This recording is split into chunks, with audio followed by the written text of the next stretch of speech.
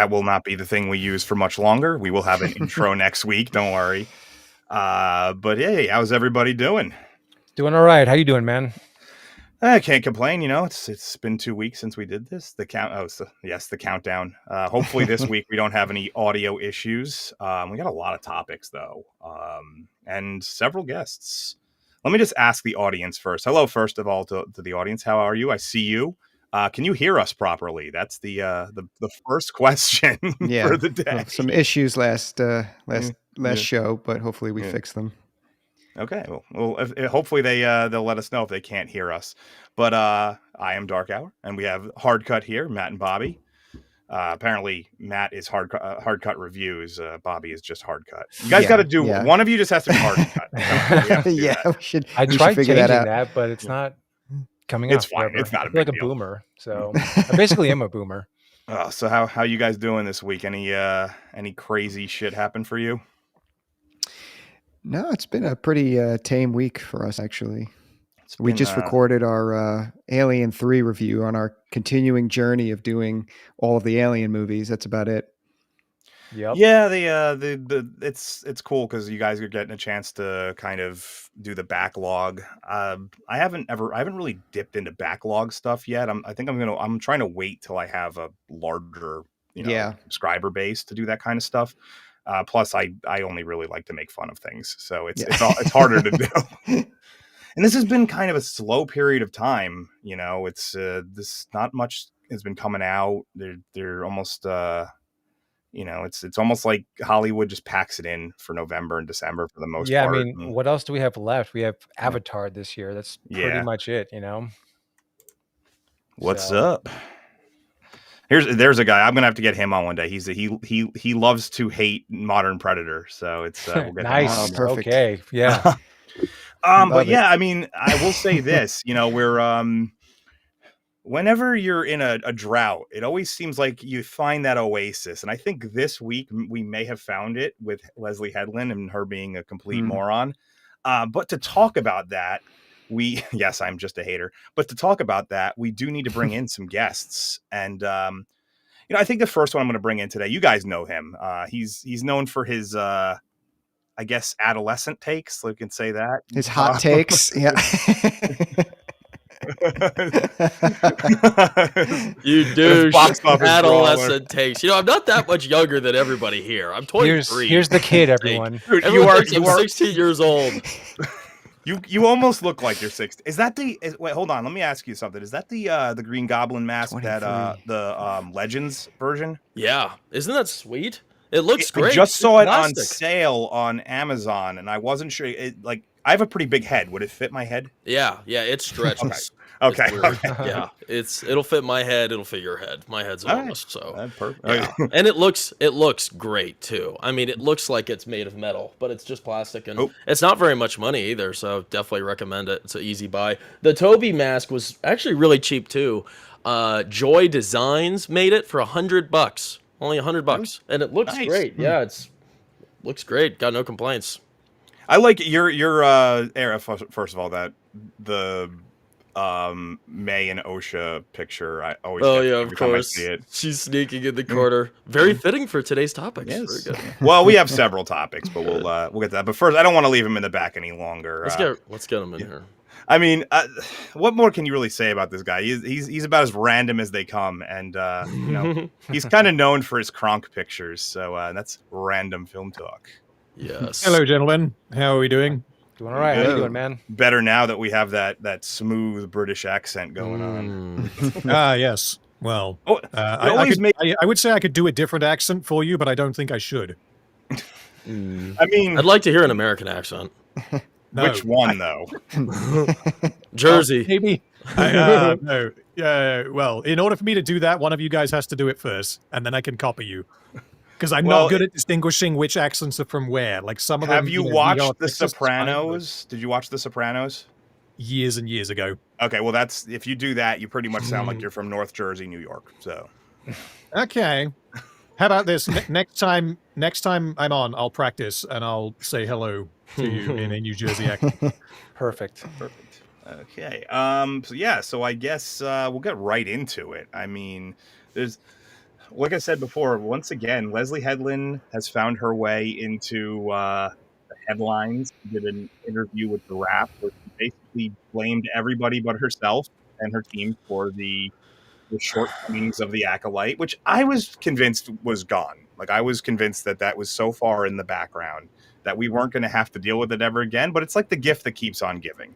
And you know, she said that she blamed the fans, YouTubers, the fascists, the racists, the, you know, Anglicans, the Protestants, everybody. They were just... Well, you know, Dark Hour, it's a good thing so many people are bitching about it online, because if they weren't, this would probably still be going on, because a lot of people I kind of stumble into, because, you know, you mentioned my drawing there. I go to different shows and I sell stickers and stuff, and I have a few, like, insulting anti-Disney stickers I drew. Very proud of those. That's only one of them. And I have people coming up to me and they love the Acolyte. I can't believe it. Nobody ever comes up to me and talks about how trash the Acolyte is. So I don't know how many people are just, you know, grass-feeding cattle that'll eat anything Disney will spill in front of them. But man, I haven't heard anything negative from anyone in person, except from people online. It's really unbelievable. Do they all have blue hair when they come up to you? They're normal. Really? Like, I couldn't believe it. They can't possibly be normal if they like that show. Well, actually, that was one of the quotes I wanted to bring up. We kind of mentioned it back in the back, but that it will get us kicked off a little bit. This was one of my favorite quotes from her. I feel like the launch of the first season of the show was trying different things, and I think it could have been worth it to allow the audience it was meant for to find it, but that wasn't up to me. So I fully respect the decision, even if I'm sad about it. What? That translates as don't let people review TV shows because it might turn off a potential audience. Yeah. It's basically, I mean, it's funny because I built a lot of my early success on that show, and I wasn't invited ever on anything to talk about it. Not, you know, I don't think anybody was like avoiding me. It wasn't something people realized I was following at the time. And I will never forget, just every week it got worse and worse. And you could see it because at first it was, you know, as she calls it, another quote, that she used to follow these channels, and some of them are snake oil salesmen and fascists and racists and all the istophobicness. And but you could see the gradual just general audiences turning on the show as it went along. It started out like, okay, whatever. It's, you know, it had a decent opening scene. I'll say this about it. The opening scene wasn't terrible. And then it was downhill from there. After the first scene, it all went downhill. Carrie-Anne Moss died within 3 minutes at the start of the show. And I don't think it ever recovered from that point forward. But what was the audience that she was looking for this for that's my big question. And I mean, it's easy for us to say lesbians. I mean, let's be honest, it's easy to say that, but really, like, who was this for?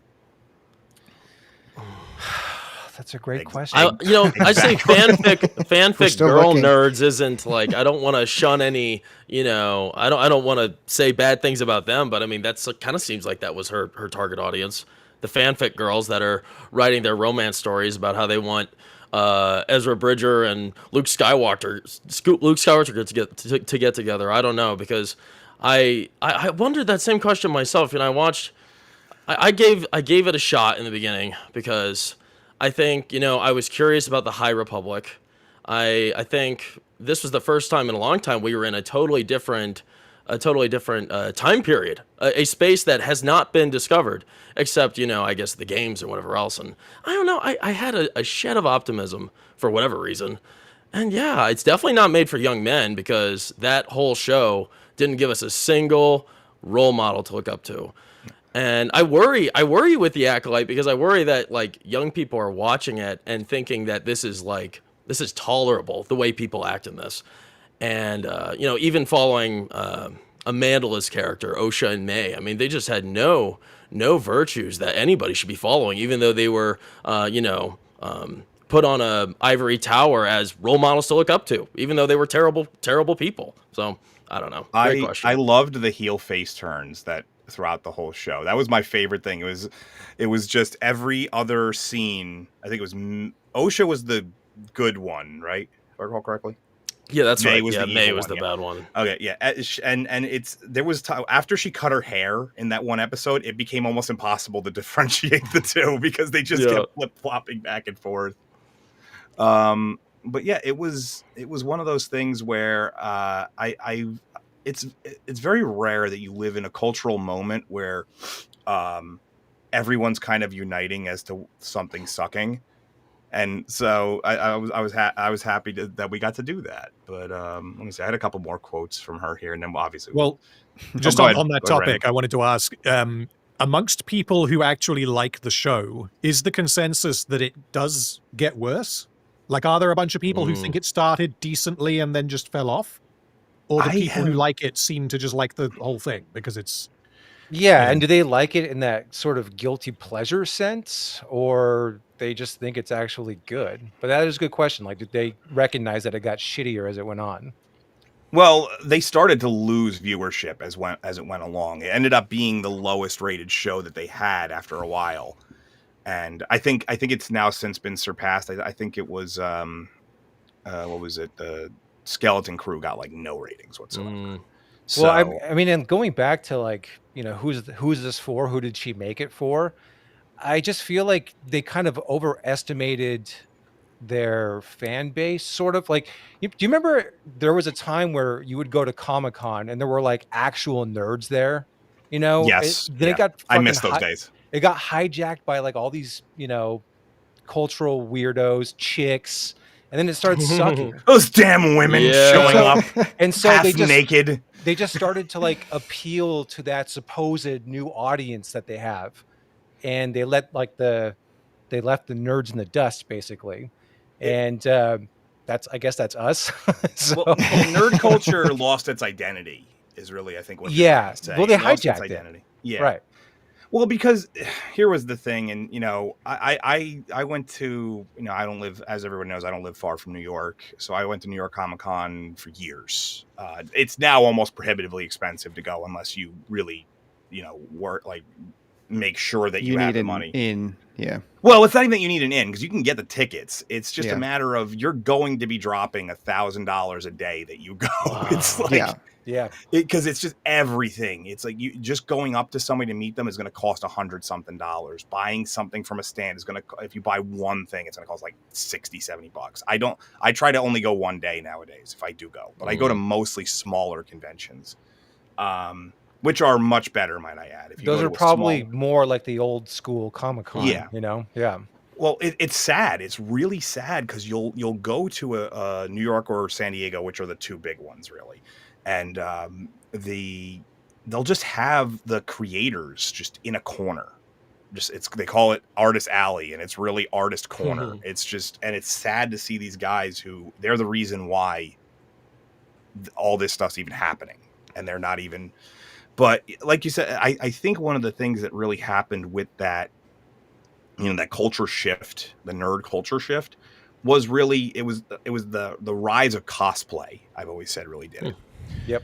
Because now people, like especially women that were like aspiring models and stuff, found ways to just go out in public and show off and maybe get noticed. And then you had the rise of the booth babes, which was, you would see a cosplayer, hire them to stand next to your booth to attract people. And that's kind of where it started to spiral. And then eventually, once Marvel started putting out these billion-dollar movies, now you have, they're bringing in the actors to do these previews, and it's just it priced out the average fan.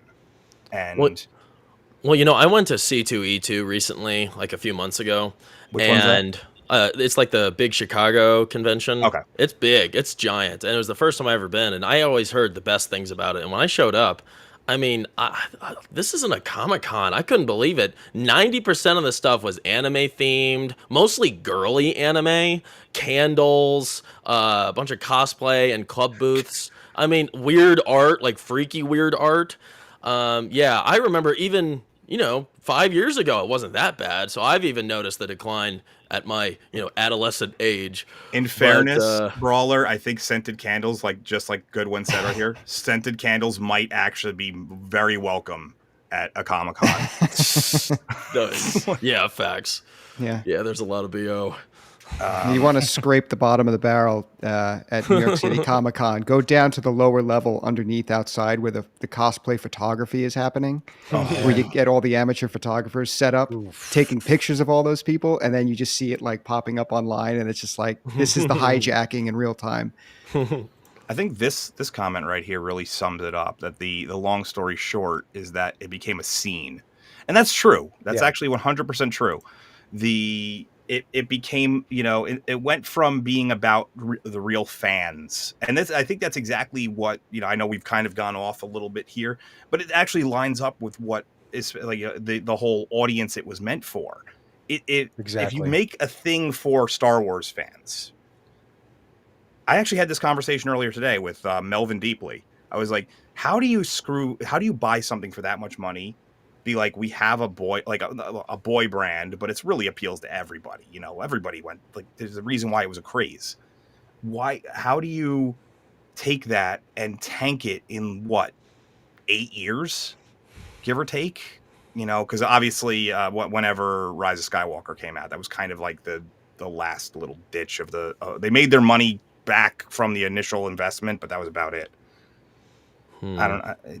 Well, Force Awakens was 2015, and then I believe it was 17 and 19 for the movies. Correct. Obviously, they've had other things like The Mandalorian was broadly very successful for at least its first 2 seasons. And then you have things like Andor popping up that, like, who the hell was expecting that to be good? Because it really is just the only one that is. But yeah, as far as the films go, I think they bought, because I'm dating myself here, because they bought Star Wars when Obama was president, and I know that because of the South Park episode. It was, Nice. I believe the purchase went through in like 2013. I want to say 2012 or 2013. Yeah, I want to say it was finalized at like the beginning of 2013, and then they immediately went into production on The Force Awakens, which was about a 2-year production cycle for 2015. I'm trying to find this other quote I had. I kind of said it before, so I'll try to do it from memory. But it was that she, I almost call her Ledland, Leslye Headland. With her goddamn square. That is the squarest head I've ever seen in my life. And Lego head. Yeah, she really does. She looks like, and she's just missing the spike on the top. She's got the square head, and Ryan Johnson's got the round head. So we're like creating They're a cute couple. God, they need to work together to balance each other out. Oh no. They're the balance to the Force. I can't find the exact quote, but it was somewhere along the lines of that it was always a risk to do this show because it was so different from all other Star Wars projects. There was nothing about the Empire. There was no stormtroopers. I mean, the only thing that was really familiar was Jedi, and that is enough usually. But it's yes, technically, anytime you do a show or anything, it's a risk. But it's just like, what was the thing you said, Random? That it was you compared it to. I would have, I was comparing it to Andor because, like, I think that something like The Mandalorian I don't think that's really a risk. I think that you've got your cute little baby Yoda, who obviously looks like Yoda. You've got your Mandalorian, who's essentially Boba Fett. You stick them together in a time period that fans are going to know, and if you're a tourist and you don't know it, then, you can just enjoy the flashing lights and the cute little baby Yoda thing. I don't think that's a gamble. I think the Acolyte being set when it was, I can understand that being called a gamble, but I would view it more as like potential, in the same way as Andor. Like, okay, Andor, you can say that was a gamble because it didn't have any Jedi and lightsabers in it. Like, okay, cool, but what Tony Gilroy did with Andor is he told a very sort of un-Star Warsy story that was really like a political drama at times. Largely it was. That's not really what Star Wars has ever been. But it worked because of just how incredibly well made it was in basically every area. Whereas in the case of something like The Acolyte, if you give that setting, that concept, and that setup for the story, I guess, to Tony Gilroy, I would assume that he would be like, okay, cool, let's go. We've got a bunch of ideas here that can work. And he wouldn't be calling it... it is still a risk. I don't want to say that it's not still a risk, but someone who knows what they're doing can make something really good out of a risk. Yeah, I mean, it just comes down to, I think that the audience, the true Star Wars audience, is actually open to things that are new and different. It just can't be shitty, Yeah. you know? Yeah, that's what it comes down to. I I'm wouldn't mind following, a dark side character as the main lead being evil, but I don't want them posed as like a protagonist necessarily, or as like a character who's actually good Well, that's the despite their problem. evil. If they were to do something like that, it would turn into this whole like misunderstood anti-hero bullshit. The moral ambiguity Yeah, that they're they not try going to to do do with like the everything. straight up villain. They would never do that. I mean, they have a hard time doing that with just, regular stories and regular television shows. So I'm wondering if they could have pulled it off if Amandla gave us, a impactful performance. If that could have helped, or if that could have made any sort well, of you difference. still have the script at the end of the day. That's the problem. Her biggest problem, I mean, besides when she, decides that she's going to try to be a rapper or whatever the hell she was trying to do, but her biggest problem was that she was clearly not a good enough actress to play two different, supposedly distinctly different characters. And I said backstage when she cut her hair off, you could barely tell the difference between the two. Or maybe I said that here. I said that while we were on. You could barely tell the difference between what she was doing. There was times I forgot. I remember when I was scripting it, there was times where I had to go back, rewrite the portion of the script because I wrote it about the wrong person. It was like, Yeah. and it got to like because I do my scripting as the episode goes along. So I was like, and then I was, oh shit, no, that was the wrong. I have to go back and redo the whole thing now. And yeah, Is there? I can't, because I haven't actually seen the Acolyte. I've only seen the Little Platoons videos on it because I don't like Star Wars. The only TV show that I've seen from Disney Star Wars is Andor, and it took me a long time to actually sit down and watch it. The characters May and Osha are twins, which is why they're played by the same actress, because they're supposed to look the same.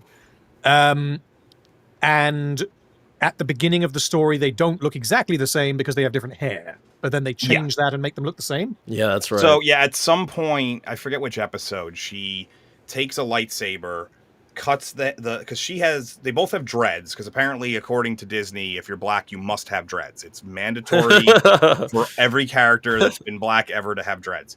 And but May's were longer. They were almost like down to like her mid back. Whereas Osha had the ones that you've probably seen the pictures of, where it's like really tight and up. Yes. And then she cuts off the longer dreads, so now their hair looks identical. And it was why it was an infiltration concept. She was trying to get close to Lee Jung-jae's character. Right. I can't remember his name all of a sudden. Soul, I think. Soul, yeah, that was it. Yeah. At least there is some kind of narrative justification for that, but even if you have the narrative justification, you are now, like you said, left with two characters who are very different, supposedly, who look exactly the fucking same. Yeah. Look exactly the same, played by an actress that can't figure out how to differentiate the two. Which made it even harder. And then, of course, they chose... I got it wrong the first time, because the first time they showed them in the episode 3, I believe, they used the younger versions. I thought at first that they were identical twins, but then it turned out they were fraternal twins, and I was like, you couldn't have found a pair of identical twins for this scene? Gosh. Those were some of the worst child actors I've ever seen in my life, too. Like, it's not... I'm trying... Come on, nobody's a hater for saying that. Just watch the clips, people. It's funny because I guess a lot of this I pushed out of my mind. I'm like, as we're going through it, I'm remembering. It's almost like flashbacks. Yeah, we managed to do an entire review of the show without watching a single episode. Wow, I'm not sure what that says about you guys on the show itself. No, but we leaned into the fact that we were putting on like we were like rabid fans of it, and just regurgitated like positive talking points, and that was it was a parody. It was a parody review, but we managed to get a lot of traction on it without having watched a single episode. It was the Jedi Groomer episode, and I like to think that Lee Jung-jae, who admittedly doesn't speak English and only learned his lines enough to say them, would have brought to attention that he had 2 lines back to back that made no sense. My favorite probably my favorite moment in the whole show. He has this big like, the Jedi do not take children. He says, and then he turns and asks them to come with him. There's no lag time just between the two. I'm just like, whoa. I like to think that had he known what he was actually saying, he would have been more keen to tell them, hey, this script is horrible.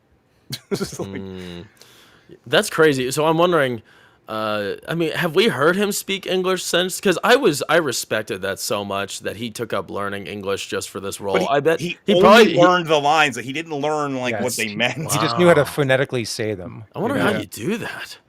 That's insane. It's actually not that hard to learn how to phonetically say words, but not commit them to memory. A lot of people do it in English, because English is so receptive of other words that you don't even think about the fact that they're not translated. You just learn how to do them phonetically. Weird. But I always felt bad for him, because I was like, you could see the whole time he's trying his ass off, and you're just like, he did a good job. I mean, he has no idea though of the shit show that's around him at all times. Oh my gosh, what they did to him in the end is like, that hurt. I mean, it hurt. It actually hurt my heart. I was, I didn't think they gave us too much to latch onto him for, but man, in that dark cave, he was the little bit of light, and they burnt that out hatefully. Goodwin's on fire tonight. Jedi don't take children; they just allow them to follow them into a white van. Speaking of people in the cave, that was the last little bit from the article was that Headland said that they had a lot of the ideas set for season 2. I pray, I want season 2. I really do, because I feel I could have did so much better. But there was no mention of Plagueis in the interview, which is like the only thing that was kind of left really truly open. That's still hilarious to me, the whole him just kind of creeping around a corner. It's like, I'm wondering how many people actually care about the future of Star Wars. Is everyone just dead? Like they don't care? Have your fun with your parodies, because none of this is actually real to me. I want to know. I need a poll on all Star Wars fans. But you'll never get the actual data, because they would only poll people. It would be like exit polling of like a presidential election. If you ask in a highly like one specific demography, you get everyone's they're gonna be like 90% of people are voting for this candidate. Same thing with people who leave, and you do the cinema scores. It's they only do it on day one, which is people that are more likely to like something, the day oneers. It's tough to gauge. Like, I mean, I don't personally know anyone that cares, including myself, and I would consider myself back in the day a Star Wars fan, but now I don't give a shit. Like that helmet is all that's left of my Star Wars love. Yeah, you can't. I have a Darth Vader helmet back there. You can't see it, but I have a Boba Fett one somewhere too. It's just I had to take that down after that show came out. But that being said, though, you have like weird phenomena like the Avatar phenomena, where it's like everyone I know either don't like those movies, or they just don't care when they come out. They're just forgettable. Yet they still make, $4 billion. So hey, Joey Bag of Donuts, how you doing? Well, didn't they confirm that Kenobi? That was an hold on, season? I just realized what that picture was. Oh, that's Revan. That's cool. I just noticed that. Didn't they confirm a second season of Kenobi? Was that real? Oh God, I have probably. It was a little. I know that I know that Ahsoka is next. Oh yeah, season 2. That's next year sometime. I'm guessing probably Q3. So have they started shooting that, or is it just still like, yeah, we're doing it? My guess is that they're already probably done with primary. If it's coming out next year, they're probably done with the primary filming, and they're likely going into the reshoots and all the post-production stuff. This is if I was into it still, I would know all of this, but I just don't give a shit. Like basically Last Jedi, once that happened, I was done. Like and Rise of Skywalker was the first Star Wars movie I did not see theatrically because I was like, these movies are no longer for me. I almost cried in the theater for Rise of Skywalker, and you cried. I almost did, and people around me would have thought that it was because it was like a happy cry, like it's over. That's awesome. I quite enjoyed watching it in the cinema because I essentially by that point I was just so checked out, I was done, and it was very funny because of how bad it was, and there were multiple times where I had to like, choke myself so that I wasn't actually laughing out loud during these, well, when Hux is like, now, by the way. He's like, what? Oh God, no, we got no, quick, smoke bomb. Go on, Random. I'm sorry, I cut you off. No, that's fine. What I was going to say, as far as polling people and finding out what the baseline interest is in whatever it is, like the only way to know that or to have a pretty good idea of that would be, in the case of Star Wars, to look at the numbers for Rise of Skywalker. It made less than half of what The Force Awakens made. And if they come out with whatever movie they're doing next, it's the Mandalorian movie or something. Yeah, that comes out next year, Mandalorian and Grogu. That's coming out like May, I think. Mid-May, I think. Yeah. Okay, so it'll be very interesting to see how much money that makes relative to Rise of Skywalker, because a lot of people were like really hyped for Mandalorian when season 1 came out. Now, I feel like most of those people have lost interest because apparently season 3 was garbage. I didn't watch it. That's what I heard too. It was. You were correct. I wasn't reviewing stuff, I don't think, when that came out. That was what, like 2018? Season 3? Yeah. No, that was recent. Season 1 was pre Rise of Skywalker. So yeah, 2018 sounds about right. It could have been early 2019. I can't remember. But so then it would have been every 2 years. I think I just started reviewing stuff when the 3rd season came out. But like the other on the topic of Disney, the other one that I'm very interested to see is the next Avengers movie. To see how it does, I mean, because I think that is going to give a very, very unambiguous picture of how invested anyone still is, because in whatever phase they're in now, I have no idea. But basically, since Endgame, you've had 2 financial successes. One of them was Deadpool, which is always going to be successful because it's Deadpool and Wolverine. How can you mess that up? The other one is Spider-Man, which is successful because it's a Spider-Man movie. And obviously it drew in from the previous Spider-Man movies. And then you had the Guardians 3, I think, did reasonably well, and that's because it was a James Gunn movie. Fans of James Gunn go and see the films. Everything else, as far as I'm aware, has either lost money or barely broken even. And now you have the Avengers movie coming out that you have no crutch to lean on. There's nothing to hide behind. I think if people don't go and see this movie... Yeah, I think there was a lot of goodwill going into Guardians 3, too. I didn't know anybody that had a problem with it, and I really enjoyed it. I can't remember the last time I was really satisfied leaving the theater watching a Marvel movie. And I don't like James Gunn at all. And after Superman, I really don't like him. So that's saying a lot. But you know what?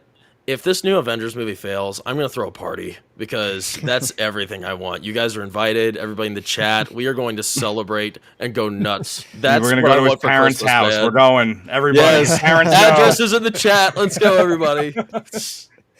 I think that just speaks to a lot of the greater of what we're saying is that how do you take these brands that were basically money printing presses and get to this point? It's I don't know. I mean, we've all said it. It's oversaturation. It's apparently Deadpool and Wolverine had a really big budget. Something good. It was hideously expensive, but it made, as far as I'm aware, it's the most successful R-rated movie of all time. Yeah, but what was the actual final budget that was released that we're talking about? I don't know. I haven't really thought about Deadpool. Somewhere around 250 million, and it broke $1 billion. So unless I'm wrong with the numbers there, that's a success, like a big success. Oh, wow. Yeah, I mean, I feel like that movie was just very polarizing too, because a lot of people didn't like the concept of him jumping around multiverse stuff. We were still reeling from a lot of the issues with the way that the Loki show went, and obviously a lot of people were disappointed with Endgame, and the multiverse stuff just kept getting worse and worse. Like probably the peak. Multiverse fatigue. Yeah. Yeah.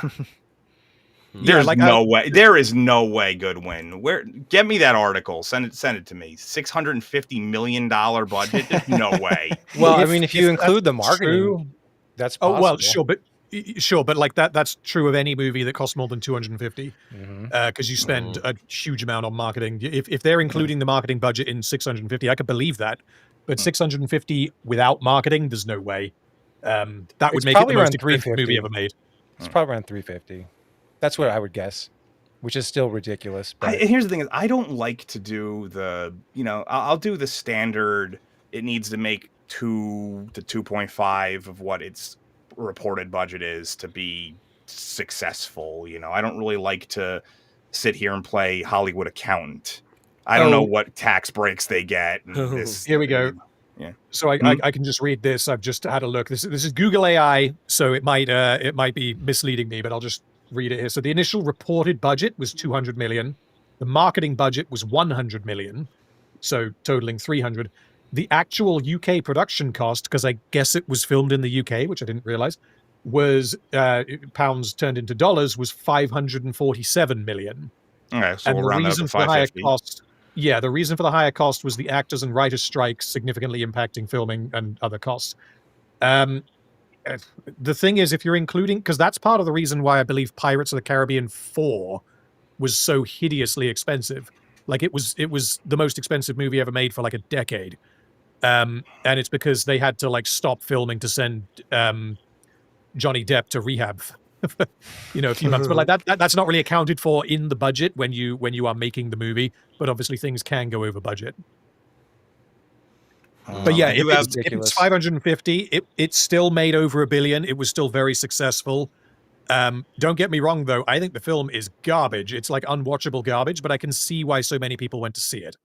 Yeah, I mean, I don't think I wouldn't call it unwatchable garbage. I can understand why people enjoyed it. I didn't think it was great. Sometimes a movie doesn't need to be a good film to be enjoyable. And that's kind of what it did, what people had asked for. And really it was just an excuse to just put those two characters together. I do have a super chat here that's kind of relevant before we move on from Disney Star Wars, because we're kind of like slowly getting away from it. I want to Joey Bag of Donuts 1732 for $4.99. If someone bought it and decanonized all Disney shit, would you? I have to do it like this with Joey Bag of Donuts. Would you give Star Wars another shot? Has it been? Has too much damage been dealt? Personally, I'm over it. It depends on who would be behind it at that point. Like who's going to have the keys to the kingdom at that point. Depending on who that was, I might be open to giving it another shot, but they'd have to do a full slate wipe, though. Yes, and they would have to like none of this wishy-washy bullshit. They would have to say, yeah, the stuff that we made is complete horse shit. It's not canon. It does not exist anymore. They'd have to be so crystal clear about that. Yeah, they'd have to almost pocket the universe. They've already done that sort of, because they have the Legends pocket of all the pre-Disney stuff, and then they have the Disney canon. If they were to do it again, then you're getting right into multiverse shit again. It's like, I'm gonna just do the other two super chats real quick. This one was Brawler. Actually, you want to read this one? Oh, sure. Road Life Productions, $49.05 for $20. Thanks, man. What is up, Box Office Brawler? Looking forward to your Platoon video. Thanks, man. Recently rewatched it for Vietnam movie research for my Full Metal Jacket deep dive. Check it out. Hope you enjoy it and learn a few things. Cool, man. Yeah, I'll take a look. Thanks, bro. Road Life Productions. I thought he was saying that you were doing a video on Little Platoon there for a second. No, that's a good idea. Maybe that'll be next week. Yeah, thanks, Road Life. Appreciate it. I'll check you out. Platoon is an excellent movie. It is. Yeah, I'm excited. I always love that picture of like when it's the cat doing the Platoon thing. Have you ever seen that? Yeah. Blasphemy. Jacob WD40 for $2. Deadpool 3 still sucks balls, and Guardians of the Galaxy 3 was man. Deadpool 3 did suck balls. You're right. It's not a good movie, but like I said, good and entertaining are two different metrics in my opinion. It forced so much. Yeah, the problem that I had with it is that I was kind of expecting or hoping that it was going to be entertaining. But half the movie was them explaining multiversal time-bending bullshit. And when it tried to be funny, it was nowhere near as funny as the prior movies. Honestly, it made me appreciate Deadpool 2 far more, because Deadpool 2 is not great, but it's far more of a functional movie, I think. I do think that Deadpool humor does actually... It's diminishing returns with that kind of humor, because it's the shock factor goes away after a while, and then you're just left with well, okay, he said that. It's one of the reasons I was never a big fan of Deadpool comics.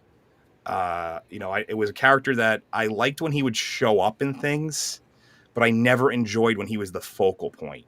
And I get that feeling with, at least me personally, with the movies. The first one I enjoyed a lot. It felt very, almost like it should have been. There's maybe a bit of an echo on. No, you're fine. You're fine. There's no echo. When did you send that, Brawler? Oh, sorry, I kept hearing my voice over and over again. I'm like, uh-oh. Hope nobody else hears that. No, you're fine. I couldn't hear any echo. No. Okay. I'm going crazy. The second one was decent, and the third one, it does start to wear down. It's eventually you get to a point where you can't get any more shocking. There's just if you get any more shocking than it already is, then you've gone too far, kind of thing. I think it's where they were at. Imagine, just look at how insane this Avengers movie is. If they have all these characters popping up, I can't begin to believe, what are we even going to be watching? Aren't they still writing the movie? Aren't they still writing Doomsday? Yeah, they're chopping it up, they're reserving it. Oh, it didn't work. Let's try again, please. Yeah, we're gonna see. No, they're just trying to slap familiar faces all over it to get people back in seats. They're like, Robert Downey Jr's back, and he looks like he hasn't eaten in 2 years. he needs a sandwich, that guy. But to go back to that super chat from before, because I just wanted to do those two real quick. But how could you recover Star Wars? So first of all, one thing that Brawler said earlier that kind of stuck with me is that yes, they had this blank slate of the High Republic. There wasn't much done with that yet. Obviously, you had the Old Republic games, the Revan games, and then the second one, which was not as successful, but they were still both solid, and there was a lot of comics done in that era.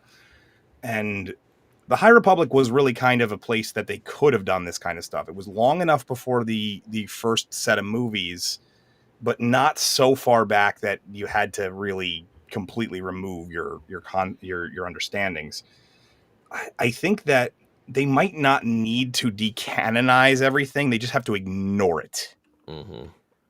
Because here's the thing is, before Disney bought it, my least favorite movie, I think most people's least favorite movie, was The Phantom Menace. Other than Maul, it was mostly not that good. I don't know if anybody agrees with me on that. Mine still is Attack of the Clones. I think that's the fucking... It's usually one of those two. I didn't mind Attack of the Clones. Me, yeah.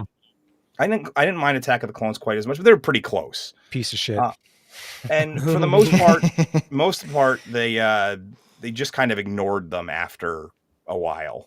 And most people just ignore them. And if you they're back though, man. That's all that they totally count it now. Here we go. Hayden Christensen is in Ahsoka. Well, Highlander too. Well, yeah, exactly. It's pretty impressive that they were able to recover after episode 2. I mean, to make episode 3, so many Highlander never recovered after Highlander 2, might I add. I'm just this is what Star Wars. This is what Star Wars has to do. Okay, this is how the movie starts out. It just starts out with the first shot of Force Awakens, and then it fast forwards through all 3 of the fucking movies, like in 15 seconds, and then Luke Skywalker goes. And he wakes up, and Mara Jade's right next to him.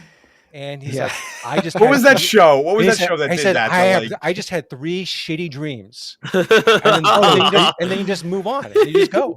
The show, was it Dallas? Was that the name of the show? Talking about Breaking Bad did that? The whole season No. I was talking about where she, the woman wakes up and then her husband, who was supposed to be dead, was in the shower or whatever. That was Dallas, I think that was. Yeah. I definitely subscribe. I would love to see Sebastian Stan as young Luke Skywalker. There you go. I mean, There you go. huge missed opportunity. There you go, Matt. He's the insert. Completely You have him agree. wake up next to Sydney Sweeney's Mara Jade, and then there you There go. you go, dude. That's a great idea. Yeah. And she's topless. I'm already there. Everyone's Oh my just happy. Wait, so except for extremely liberal women, or Leslye Headland's random not there. That's extremely just it, leftist though. women. They won't do But it. we don't want them watching anyway, so we're Wait, good well, there. that's right. They won't do it because that's what people actually want. So they're not gonna please us toxic fans. Like they're not gonna, give us anything that makes us right in the end. So Wow, that's crazy. Amelia Bedelia says that Stan is over 40. That's He looks crazy. younger than me, and I'm not over He's 40, old. so. Hi. Another Jacob WD40. Deadpool 3 shat on Deadpool, Wolverine, and the Human Torch. Guardians of the Galaxy 3 ruined Mantis, Gamora, Nebula, and mind graped Drax. It's like the one word that I won't. None of them cared about the furry genocide. Wow. Somebody really hates Guardians of the Galaxy 3. I remember it was like, that was another one of those ones. It was okay once. I think that was exactly what I said about it when it came out. I was like, this is an okay one time kind of thing. But when you try to put it under a bigger lens of scrutiny, it starts to fall apart, with the automatic healer unit things. They go, well, why don't we have these on Earth? These would be really good for a lot of these other movies. Yeah, for real. I feel like we've gotten so far off of the original Star Wars conversation. I don't even know where we were. I guess that means that we might be able to move on. I guess I'm going to highlight Brawler now because he specifically asked to talk about Wicked 2. Oh, everybody. All right. I have not. Has anybody besides me seen it? Because I have not. So I don't believe in Wicked. Yeah, well, you know what? I don't think people should. What's sad about Wicked 2 is people are, it changes a lot. Like, I think a lot of people that haven't watched the play, they're going in and watching this and noticing how it's a damning title, really, because of what it does to the original story in Wizard of Oz, especially like with the witch towards the end. I'm not going to spoil anything for anybody, for anyone that actually cares. But they do. There's a lot no, this is a spoiler. Spoil it. This is a spoiler full zone. You can spoil it. Okay. Well, I don't want to get into past this. the opening weekend. The way we have this show set up, usually we're either a week past or we're at least past that Monday. Spoiler zone is allowed. All right, that's fair. Well, you see a lot of things in the background, like, a lot of iconic scenes with Dorothy and the witch and whatever else. And actually, Ariana Grande's behind the corner talking to the witch or whatever else is happening. These characters are actually not who you think they were. And I think I'm seeing a lot online how a lot of people, they're rewatching Wizard of Oz, and it kind of tainted their experience with that because of what actually happened in this, even though the two are supposed to be two separate universes. That's just something I wanted to say. Overall, though, I never imagined I'd care about Wicked. Trust me. I remember last year on Thanksgiving, that was the first time I was on Open Bar, and I was never planning on watching Wicked, but I thought they'd talk about it. I'm just saying. I'm always saying it because it's crucial to this story. Because this guy here, he's just talking about how awesome he is. And shut up, bro. Shut up, bro. But I went in to watch Wicked for a hate watch because I thought maybe it would come up in conversation.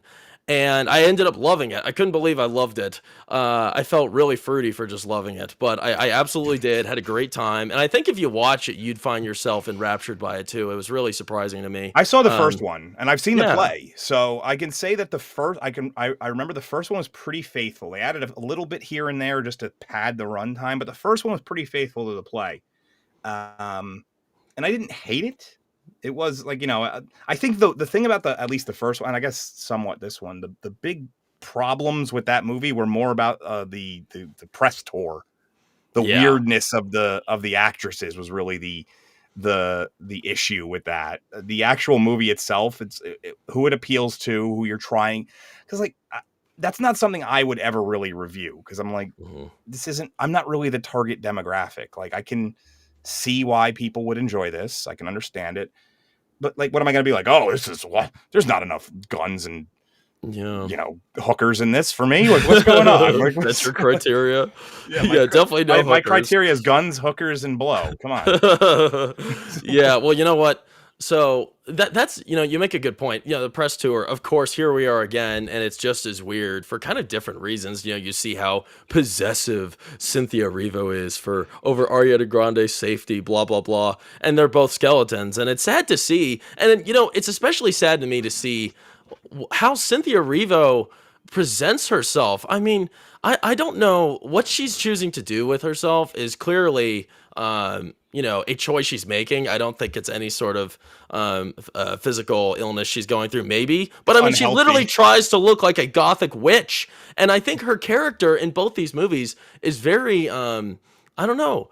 I think there's a lot of moments where you could look up to her. And I imagine young girls that all kinds of, I mean, when I was in the theater, it's mostly chicks in there. And at work, that's really why you go. That's there you go. Right? Somehow I'm into a girl thing. Trust me, I'm never into girl movies. This was one Brawler's that caught my just attention. there. He's like, hey, I'm just looking around. Single? Did anybody's boyfriend not come to this movie with them? Are you sitting here? No. Is this seat taken? How about it was my seat is not taken. It's just such a weird it's such a weird opportunity she's missing to be a role model to a lot of young women. Because really they don't make many movies for women. They ruin They make all the movies for women. Women have all the movies nowadays. They ruined all of our titles, but I don't think women aren't actually going to see that. The women will show up for great female-led stories like this, and they are, right? And like Barbie as well. Yes, there you go. That's a great example. There's really only there's Barbie, there's this. Does anything else really come to mind? I expected the first one to do way better. It died in the international market. Wicked? A lot. Yeah, it made a lot on the domestic, but it just died in the international market. I was expecting it to get closer to $1 billion than it did, if not exceed it. Because I felt that there was going to be a lot of repeat viewers, people dragging their husbands, boyfriends. I call it the Titanic effect. The reason why Titanic was so successful was because every woman went with her husband or boyfriend. And, so it doubled. And I thought that there was going to be people bringing families and, it was going to artificially pump up the numbers. I don't know. I haven't even looked at what this one's doing. So. That's a good point. I guess I don't know too much about the numbers. I've heard good things. I think it made over 100 million in its first week. I think I read something like that earlier. It was at the top of the box office, but that's not saying much. Well, I think you have a point with what you're saying, Brawler. I think that they have been infiltrating sort of our entertainment. They're trying to get rid of like the gender lines, basically. So when you make a movie like Wicked or Barbie, those are seen as like girl movies, and they're trying to get rid of that line. But when you release a movie like that, it's obvious that females want to see those sorts of movies. They do really well. Like Top Gun Maverick comes out, that's a dude movie and it's made for guys. F1 made for guys. All these movies come out and they're generally, positively received, and that's because they're good and they were made for the target demographic, But again, these weirdo cultural revolutionaries come in and they try to erase those lines. That's a great point. I like the way you put that. They're just graying it out, and the center, that's where we've been focusing on this whole time. And you don't get much of either. And F1 is definitely a guy movie. I think that's one reason why I watched it so many times, because it's like a breath of fresh air. I needed that. But just to say a few more things about Wicked real quick before we move on. I think we're talking about Rise of Skywalker. The first 20 minutes of Wicked 2 felt like I was back in the theater watching Rise of Skywalker. When I was watching Rise of Skywalker... that is not selling it. Oh, no, it's not. I'm not trying to sell this movie. I wasn't a big fan of this second part. I didn't think it was... No, it gets a lot better after this first 20 minutes. But it felt like a absolute rushed edit job, just like Rise of Skywalker. I thought that there was something wrong with the projection when I watched Rise of Skywalker because of how quick everything was moving, how choppy it was. And here we are again, first 20 minutes, and I was exhausted. I was thinking, please calm down and stop. And they finally did once we got past the 20-minute mark. And thankfully, it started to breathe. But I don't even think like all of the brain dead TikTok generation could take in what they were trying to do there. And that's saying a lot.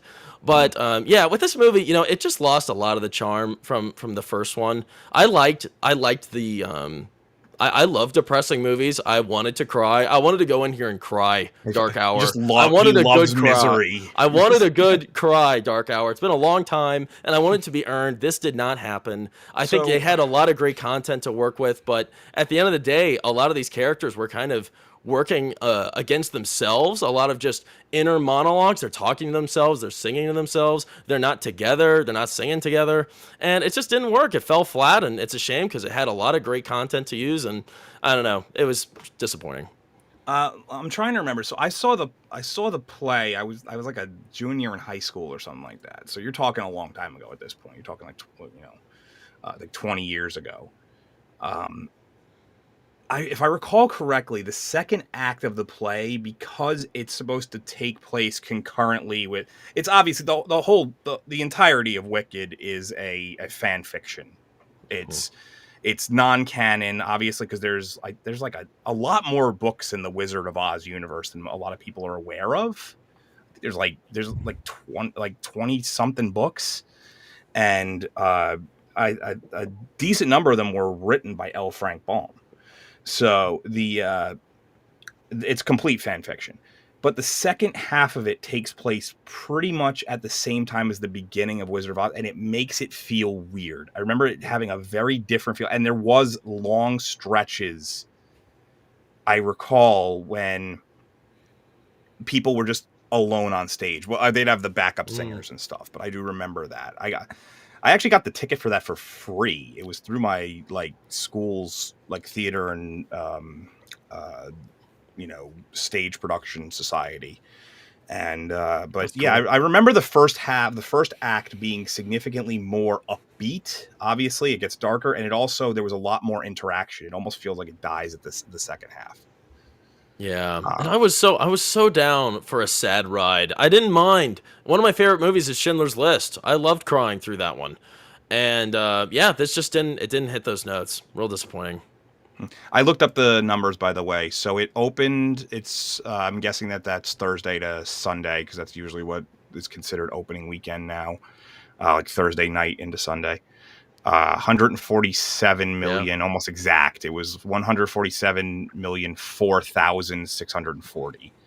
It's now sitting at 161. Sorry, that was the domestic. It's now sitting at 237,743. So it's added about 100 million in the second week. It also had some serious competition with Zootopia, which apparently is just gangbusters, making money hand over fist. Which makes sense. I mean, there was a point in time where Zootopia was like a top 3. The first Zootopia movie was like a top 3 grossing animated movie of all time. It's now since been surpassed and stuff, but yeah, that was one of those sneaky hyper successful movies for a very long time. It would also the Titanic effect. Hey, how's this happening? It was just very. I think it just came out around a time where there wasn't a lot of other animated movies coming out. Plus, it's got rabbits and stuff. Kids. We know exactly why that movie was successful. Say again. Never mind. I was joking. I didn't even hear what you said. I'm sorry. My headphones stopped working halfway through what you said. I said we know exactly why that movie is. Oh yes, the furries. I'm trying to be not like that. Does anyone know what the budget was for the second Wicked movie? I can find out. I have no idea. I'm just curious. Well, they filmed them both at the same time, so okay. That makes it hard to tell. Right. Reported budget of for the first one was 150. Where's the second one? Sequel. And that is so it looks like together they were about 300 million. Okay. It was Wow. But I mean, it's one of those things that with those kind of movies, I wouldn't personally really I'm not going to scrutinize it too much. It's not meant for me, really. Even though I saw the play years ago, like 20 years ago, and kind of enjoyed it back then. You know, it wasn't the greatest thing I've ever seen, but yeah, I don't get the hype. I also saw it. I saw it, you know, with the Idina Menzel cast. So that was you know, that kind of elevates it, you know, and Kristen Chenoweth. So it was 21 years ago, whatever it was. But yeah. Did you have anything else you wanted to add about that, or no? I think that's it for me. You know, it's not terrible. It's okay. It's okay. It's decent. I mean, if you watch the first one, I think you might as well finish the story. But yeah, disappointing overall. Thanks for letting me talk about it, because this is the only time I'm going to be talking about it. No, it's fine. It's one of the things I like to let people bring their own, you know, topics as they come along. Which actually that leads. What was this? Well, it's, you know, it's so funny that Cynthia Erivo, this is gonna sound weird, but I mean, she's a good-looking green lady. She looks good. She looks good as a green lady. She does. Like, it's weird, man. Like, I don't get it. How does this happen? They are withering away as both of them. They're in an anorexia contest. Who can get thinner? Yeah, who can be more anorexic? Ariana's definitely winning. It's close though. She looks like she honestly looks like her spine is just going to snap while she's standing there. Man. So I know some people on the panel have watched a little bit of it. I'm not sure who, but another thing that I wanted to bring up, because nobody is talking about this show, and that is Last Samurai Standing. Who has seen a little bit of this? Raise your hand. I watched a little. I've seen the whole thing. So no, Brawler? You didn't watch any sorry. of it? No, I haven't had any time, man. Sorry. All right, then this will probably be a fairly quick little segment then. I'm legitimately shocked no one's talking about this movie. I think a lot of people think it might have something to do with the Tom Cruise movie, and they're avoiding it because of such. That movie's great. What are you talking about?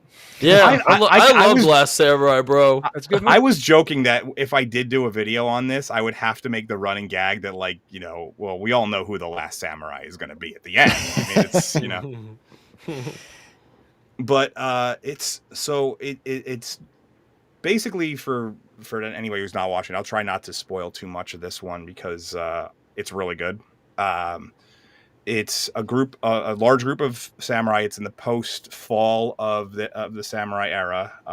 You know, the battle of Shiroyama has occurred, and they've all fallen. And the ones that are left are essentially on the outs, and they're the cholera outbreak that happened in Japan around that time is going on, and some anonymous benefactors are putting up an exorbitant amount of money for a contest, and they're not told what the contest is, but it's pretty much Running Man, which is funny that Running Man came out a couple weeks back, where you have to get from point to point. You know, you have to go from this town to this town. You have to kill a certain amount of people, get their dog tag, so to say, and get to the next area with enough of them to continue. And you know, alliances form, people turn on each other. It's a really solid show. Like, there's some problems, like, don't get me wrong. First of all, it is based on a book. So it starts kind of slow, but that's a lot of things based on books do. It's Samurai Battle Royale. That's a good way to put it. They do this weird thing. So when I'm taking notes, and I try not to do this, I try to watch things with subtitles with the original, whatever language it is. But if I'm taking notes, I have to put the dub on, unfortunately, because a lot of times I'm looking back and forth and I can't, you know, I'd be pausing every 10 seconds. But they do this sort of weird thing with the mouths for the dub, where I don't know, to my knowledge, this is the first time it's ever been done. They're digitally matching the lip movements to the English words. There are AI algorithms that will do that now. Yeah.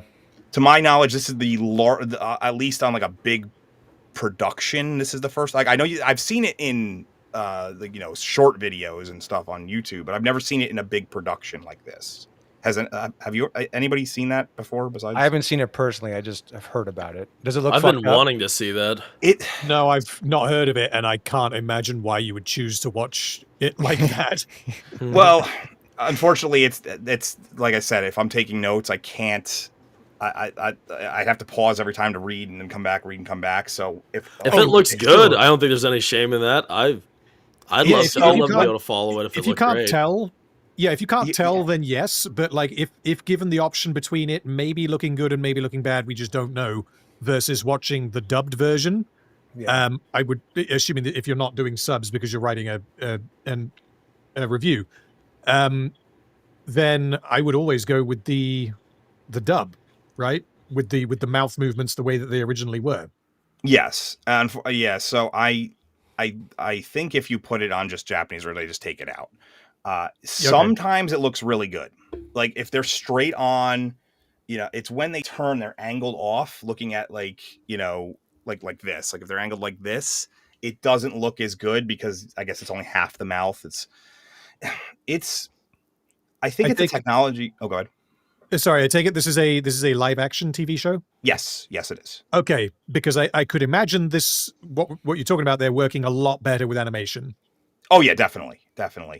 I think that this is something that it's kind of like when they started the digital de-aging and it looked really weird, but now it looks pretty solid. It still looks like shit. It looks way better than it did. It will get better though. You're right. It looks way better than it did like 8 years ago, though.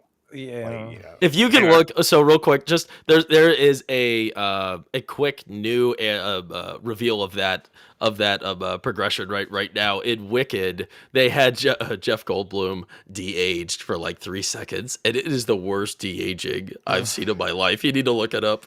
I think it's the worst de-aging that I've seen over the years. Like to in a movie was Tron Legacy looked really bad with the de-aging. That was kind of the beginning of it. Yeah, that was really the first one. And then if you compare that to the digital de-aging Tron Ares, it looks significantly better. Not a particularly good movie, but it's I'm curious to see where this goes, because if they do perfect this technology and make it look good, this could be a game changer for international releases of movies. You can see movies and shows. Like one of the barriers that's stopping a lot of foreign film production from really breaking into the American market is people view dubs as kind of comedic from years of kung fu movies. It's also a lot of people don't like to read subs while they're doing it. Some people who wear, especially people who wear glasses, have trouble with it, like because it's going from one to the next. If this goes the route and they are able to perfect this technology, I could see it. I could see a lot of foreign markets breaking into the American domestic market. That being said, about the I guess they're doing something on YouTube now where we're getting dubbed. Isn't that a new feature? Yeah, that's crazy. Yes, I actually just speak every language. It's just nice. What was this? Something from Jacob WD40 about Wicked. What's going on? I like this guy's name, Dildo Shaggins. Oh, Dildo Shaggins. That's one of my. That's awesome. He's a regular. Where is he? Dildo. I gotta. Where's his? I'll highlight him next time he comes up. He's one of my one of my favorite names. He's in my Discord server. That's awesome. But technology out of the way. Anybody who's not watching the show, I thoroughly suggest checking it out. It is going to have it's pretty much just a section of the book. So there's going to be more going forward. You can kind of tell that by episode 5. You're like, yeah, there's no way that they could wrap this up in one episode. There's no way. And I found myself kind of being annoyed by that. So anybody who's going to watch it, be aware you might get to like episode 5 and be like, okay, I wish that they would have gone further with this, but clearly they're going to be going with, they call this chapter 1. I'm guessing that they're going to do 3 chapters. That's my guess. Okay. I like the way they split it up like that. I think that's fun. I like the weekly release too, but I think the chapters, I mean, it gets people talking about it. Stranger Things, same thing's happening with them, right? So I was actually going to make that transition next because it's Netflix. But you actually bring up a thing I was going to mention, and I want to ask people, and I guess this is for the chat as well. How do people feel about, because now we've been in this era of the binge model for a while. Some streaming services still do the weekly drops. Disney Plus does that. Paramount does that. And then you have the ones that mostly Netflix, but a couple others will sometimes, do full drops. I'm over the binge model. I don't know about you guys. I'm done with it. I find myself watching too much of something, and then I end up in the situation where then I have to go back and rewatch like an episode because I've just too much mindlessly content. I mindlessly watched too much kind of thing. I don't know if anybody has an opinion on that. Yeah, you don't have like the week 2 to reflect on what you watch. You just jump right into the next episode, and it's like you really need that time to think about it a little bit. I mean, that's kind of the way all shows used to be. So I'm okay with the gap between releases, even if you want to do like, release 2 episodes or something like that. But I don't really watch shows that way anymore myself. I don't really do the binge thing anymore. I'm glad you brought that up, Dark Hour. I'm curious about that. If the trend of binging is over. I haven't thought about that because I'm totally over it too. I can't stand the whole binge concept. And you know what? That's part of the fun is the wait. I love the wait in between each episode. That gives you a reason to talk to your coworkers, your friends, your family. It invites conversation in a fun way, so I'm all about that. I like Sorry, the random. binge. Oh, sorry. Yeah, I was going to say like my preference would probably be for sort of the 3 episodes every week kind of thing, like what Netflix did this with Arcane. Disney did it with. I know they did it with Andor. I don't know if they did it with the other shows. Because they do it a lot of times. Disney will drop 2, okay, and then go week to week after that. The only other, so when I was covering Agatha all along, they did a 2 drop, then week 2 drop. It was a little different, but it was kind of similar to that. Yeah, the thing is that like you're going to do that, it's kind of got to make sense narratively, I think. Dropping 3 episodes of something that isn't serialized like The Simpsons would not make any sense. Like, why? What's the benefit of doing that? Whereas with something like Arcane, it's split into very clear acts, so that makes sense. But then, if my memory is not mistaken, when Rings of Power Season 2 came around, they released the first 3 episodes on the same day. Yes. They did the first 2 for Season 1, the first 3 for Season 2. That made covering it so hard. Because I was literally on vacation when it came out. I'm like on vacation trying to take notes on this show on my lap. Well, it meant that when I was covering it, I was playing catch up the entire time. I didn't have a day off until I finished episode 5. Yeah. But yeah, then you watch Season 2 of Rings of Power, or if you're like most people, you don't watch Season 2 of Rings of Power. You get to the end of episode 3, and you're like, well, okay, that wasn't the end of really anything. That wasn't an arc that you had to get through to sort of get hooked for the remaining 5 episodes. That was just 3 episodes because I guess they're trying to inflate their numbers. Like, I don't know. I don't know what the strategy is behind it. It does seem like that's, I mean, at least with the 2 drop, it allows them to, because I don't like the fact that the streaming services measure in minutes watched, because that's such a it's an easily manipulatable. I can't say that word. Manipulatable. There we go. Yeah. Thing. I've even seen it on Disney shows and stuff where they have, because obviously, especially like kids shows, they'll just run on loop, and they'll put it'll be like one of their shorts will have 9 or 10 different versions of the credits, and that just adds minutes to their counter. And I feel like that's one of the reasons they do that. But I agree that there's got to be this happy medium. Because another one that did it, obviously Stranger Things is going to be doing this. We'll talk about our predictions for Stranger Things in a little bit. But Stranger Things is going to be doing this for this upcoming season. They did it for what was it? Cobra Kai season, the last season of Cobra Kai. They did 3 drops of 5 episodes, which I felt was a little too much, but I think that that's the happy medium. It gives you some time to reflect, maybe binge a little bit and then take a couple of weeks, 2 weeks, 3 weeks, however the gap is, and go from there. I still personally, the days of the water cooler talk, first of all, I mean, so many people work from home now, but the days of the reflection, the water cooler talk after an episode, Game of Thrones was the biggest one for that, that, like, in recent history, at least, where people couldn't wait to go. Well, I guess you could wait to go to work, but you couldn't wait to go talk to somebody about the episode the next day. I miss that. I don't know. I really miss that kind of stuff. I'm just over the binge model. Yeah, there's nothing like really exciting everybody is getting behind right now, or the last few years, like TV wise at least. Yeah, everything kind of fell off, even the popular stuff. I think Cobra Kai was like, a lot of people were talking about that for the first few seasons, and then that last season, I didn't hear anything from anyone. Stupenzo from last week's show, might I add? The live streams have become the water cooler talk. You're right. That is true. Genius. I think part of the problem too is there's so much programming too. I would love to know how many different programs are running right now compared to when they were back when, like, cable was a big thing, right? It just seems like there's so many new movies and series on each of these streaming services. Like, you just get lost in the noise. None of it looks interesting to me. And then there's a million titles, so I'm completely pushed away from even engaging with one of them.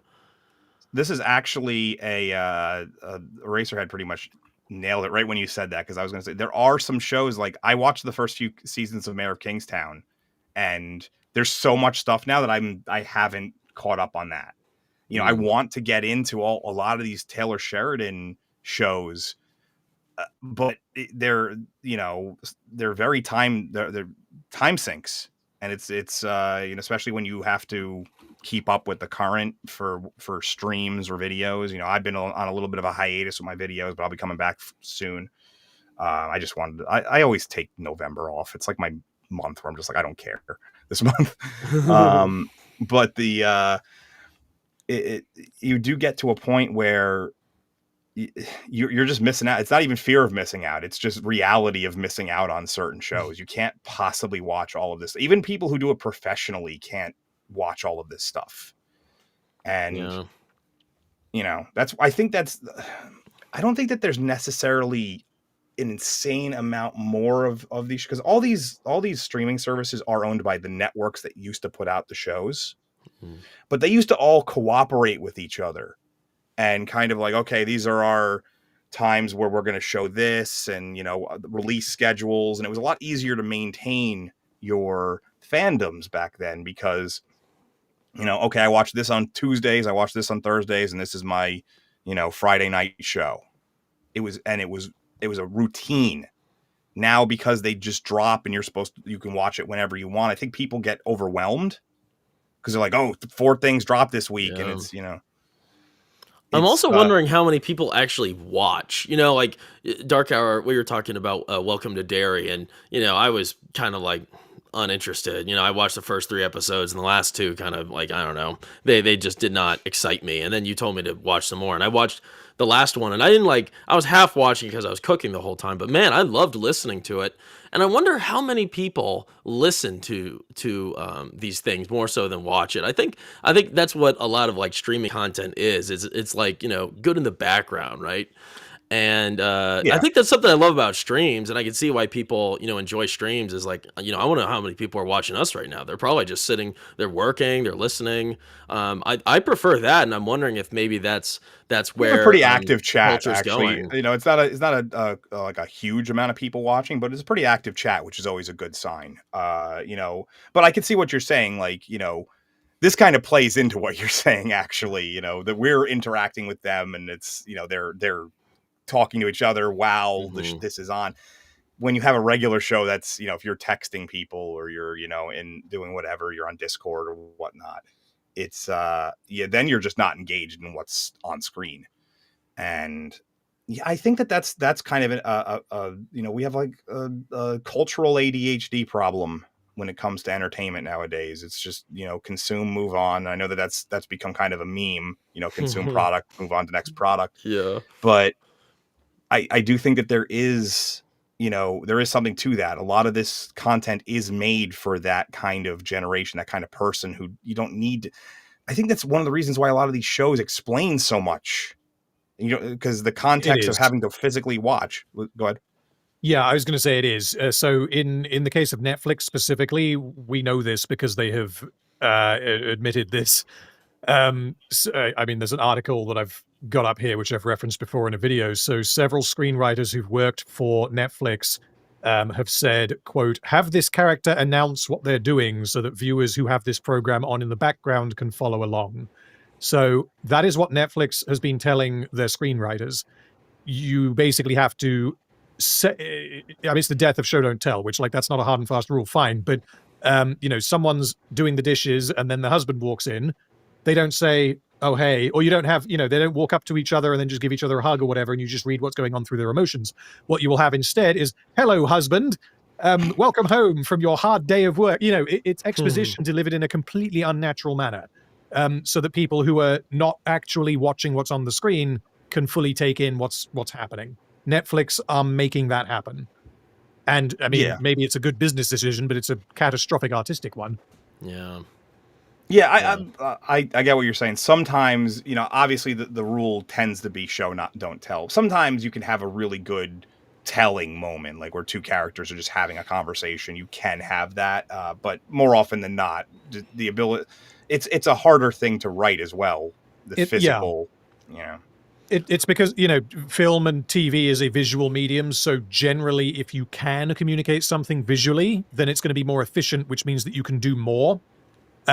Whereas if you saying like, oh, show don't tell, fine, that doesn't work as a hard and fast rule, because something like 12 Angry Men, that's 12 guys sat in a room. Yeah. The whole movie is talking, and arguably the whole movie is exposition. It's just that it's really, really well written exposition that has so much character work kind of baked into it. Yeah, I agree with that. But we kind of touched on it because we're, the binge model and stuff. So the coming out soon, and I just want to, there's a couple of shows that are coming out in the very near future. One's coming out tomorrow, one's coming out in a couple of weeks, and I have people on the panel that probably want to at least give some predictions, so to say. Obviously, we have what is supposedly the last season of Stranger Things coming out starting tomorrow. I don't think it finishes officially until like February or something like that. I think they're doing like a couple of drops. It's and then so we'll do that one first. Anybody still care or following Stranger Things? Seems like all the stuff that people talk about is I guess there's so much downtime between seasons. They just have to manufacture a bunch of dumb shit. No, I don't watch it. I could care less. I don't get the hype. I mean, the last season was much better than the previous two. I will say this, that I don't know why they keep pushing it, though. I get that it's like one of the few things that's making Netflix credible, I guess the term would be. Stranger Things feels like it started in the 80s. It does feel like these kids are going to graduate, high school just in time to retire. It's insane the way that this has ended up. It's the Harry Potter problem of when they were planning on making those Harry Potter movies every year, and then the child actors outage the characters, and that you can't really do that anymore, as Stranger Things has made clear. And that was just making me think, what on earth are they going to do for the Harry Potter TV show? You're not making a season of that every year for 7 years. There's no way you're doing that. The only thing that they would have to, for something like that, they might be able to, because they're probably going to pre-greenlight a lot of seasons for Harry Potter. I don't, like, that's one of those things. A lot of these shows, one of the reasons why they're ending up in this situation, they greenlight the season, they film it, they release it, they wait to see if it's going to be successful, then they greenlight the next season, which then, it effectively puts the 8-ball, it puts them behind the 8-ball, because they're already behind on production of the next season. if you pre-greenlight things, like the way that it used to be, you would sign on for networks. They would sign a show for the pilot, and then they would sign them for like 3 more seasons. So then they would always have this consistent release schedule. They would spread it out over the year. They'd have sweeps weeks and all this stuff, and they would spread it out over the year. And then, by the time the season ended, you were already like 3 months away from the next season coming out. Because of the model that they're using now, no one's willing to put the money forward until they see the results. It's creating this situation where the actors are aging out. So I'm wondering if Harry Potter, because of how popular it is, might get pre-greenlit for like 3 seasons, and they might just kind of do that for a little while. Not as big of a deal if they get a little older after their 3rd year, because now that you could kind of play that in, like a lot of people look significantly older when they're seniors in high school from when they're freshmen in high school. So yeah, they could do that just to avoid, I guess, the Stranger Things problem, or to avoid them having to put up money for a season when the prior season hasn't even seen success yet. I just feel like, given that especially when children are going through puberty, they're going to visibly age or change in appearance very rapidly. So, if you go from if they do what you just said and they go from season 3 to season 4, they may well look like totally different characters. Like that almost happened with the films. But that, you might be right. They might do something like that to get around the problem. Yeah, Harry Potter, I think, is one of those ones because of its popularity, its built-in fan base. The network. Well, who is it? Is it WB that would be doing it? Is it not HBO? HBO. Well, that's WB. That's the blind. The banner. Okay. Yeah. So they might have enough confidence to just kind of roll with it and just keep going. There's obviously the whole, problems with the fan base hating the creator and all that, but I think they're still going to show up for the show. Maybe so they might, because the thing is, you could say the same thing for like Rings of Power. Like, oh, it's Lord of the Rings. It's it has every reason to be as successful as Game of Thrones, if not more so. And then it fell on its face immediately. Like that could absolutely happen with the Harry Potter show. Good. I think that tells you everything you need to know about Stranger Things, by the way, that we moved right on to Harry Potter. Yeah, we forgot about that. Yeah, quick. Sorry about that. I think I may have. No, it's fine. Honestly, it was one of those things. I was just kind of curious to see if anybody had any predictions. I'm surprised nobody here cares. I thought somebody. I'm hoping it's over. The problem with Stranger Things, it kind of suffers from the same problem that Walking Dead suffered from, which is it got popular. So you made it for a certain core group of people, and then it got popular. So then they just felt like they had to appease like the masses rather than stick with that core audience that was attracted to it in the first place. So that's kind of how I feel about that show. And yeah, it also gets long in the tooth because the concept has been, how many times can you go to that well of another creature has come out of this world, and now it's even affecting other, like I think I said the previous show, Welcome to Derry feels less like it and more like Stranger Things, just in the It universe. That's all I'm really going to touch on with that. I watched the most recent episodes of Welcome to Derry. It actually got a little bit better, but I still don't think it's really worth watching. But that's a problem that happens with a lot of things. Is the initial concept is really only good for maybe a couple seasons, 1-2 seasons, and then there's always that third season, third movie. That's where you start to hit those walls, because it's like you don't really plan for, very few shows plan for past 2 seasons. And you start to get into this scenario where you're recycling stuff already, or you're using stuff that was discarded from previous. I feel like I'm kind of hoping that Stranger Things is over. I think it will be. I'm sick of seeing Dorito commercials for it. I'm just. Well, you saw Netflix has like their own little, I don't know what you want to call it, like some sort of entertainment center. I'm not sure where it is, but it looks pretty interesting. And they have like a bunch of rooms with different themes. They have a Wednesday room. They have a Stranger Things room. And it looks pretty cool. I don't really know what you do there, but yeah. This is actually a great point I'm finally glad I got to get Dildo Shaggins up here. Stranger Things' biggest problem, speaking as a diehard fan, so this is coming from somebody who watches it pretty religiously, I'm guessing, is that none of the major characters get killed off. There's no real stakes. Yeah, they teased in the first season that the main one of the main characters is getting killed off, and then she just shows back up with very little explanation. Then they did the same thing with pretty much they've done that multiple times at this point, where they're like, oh no, this person's dead, psych. Yeah, well, and they might actually start doing that this season, which is going to make it feel kind of cheap because it's the last season and it's like, oh no, now we're going to finally start killing off people. You know, but Too late. I agree with that comment though. Dildo's right. It is a weird gray area too, because generally people don't want to see kids killed off unless they're super annoying. Like, I mean, we talked about it with Welcome to Derry.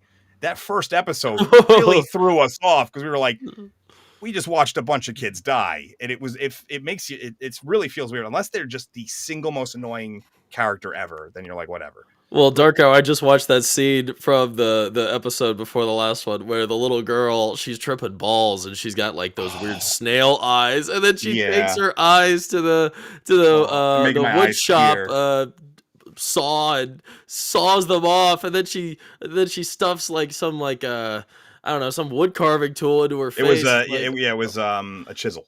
Oh my gosh. It's like, man, they got balls making this happen here. Yeah. They're grown-ass adults by now, so they can kill them off officially.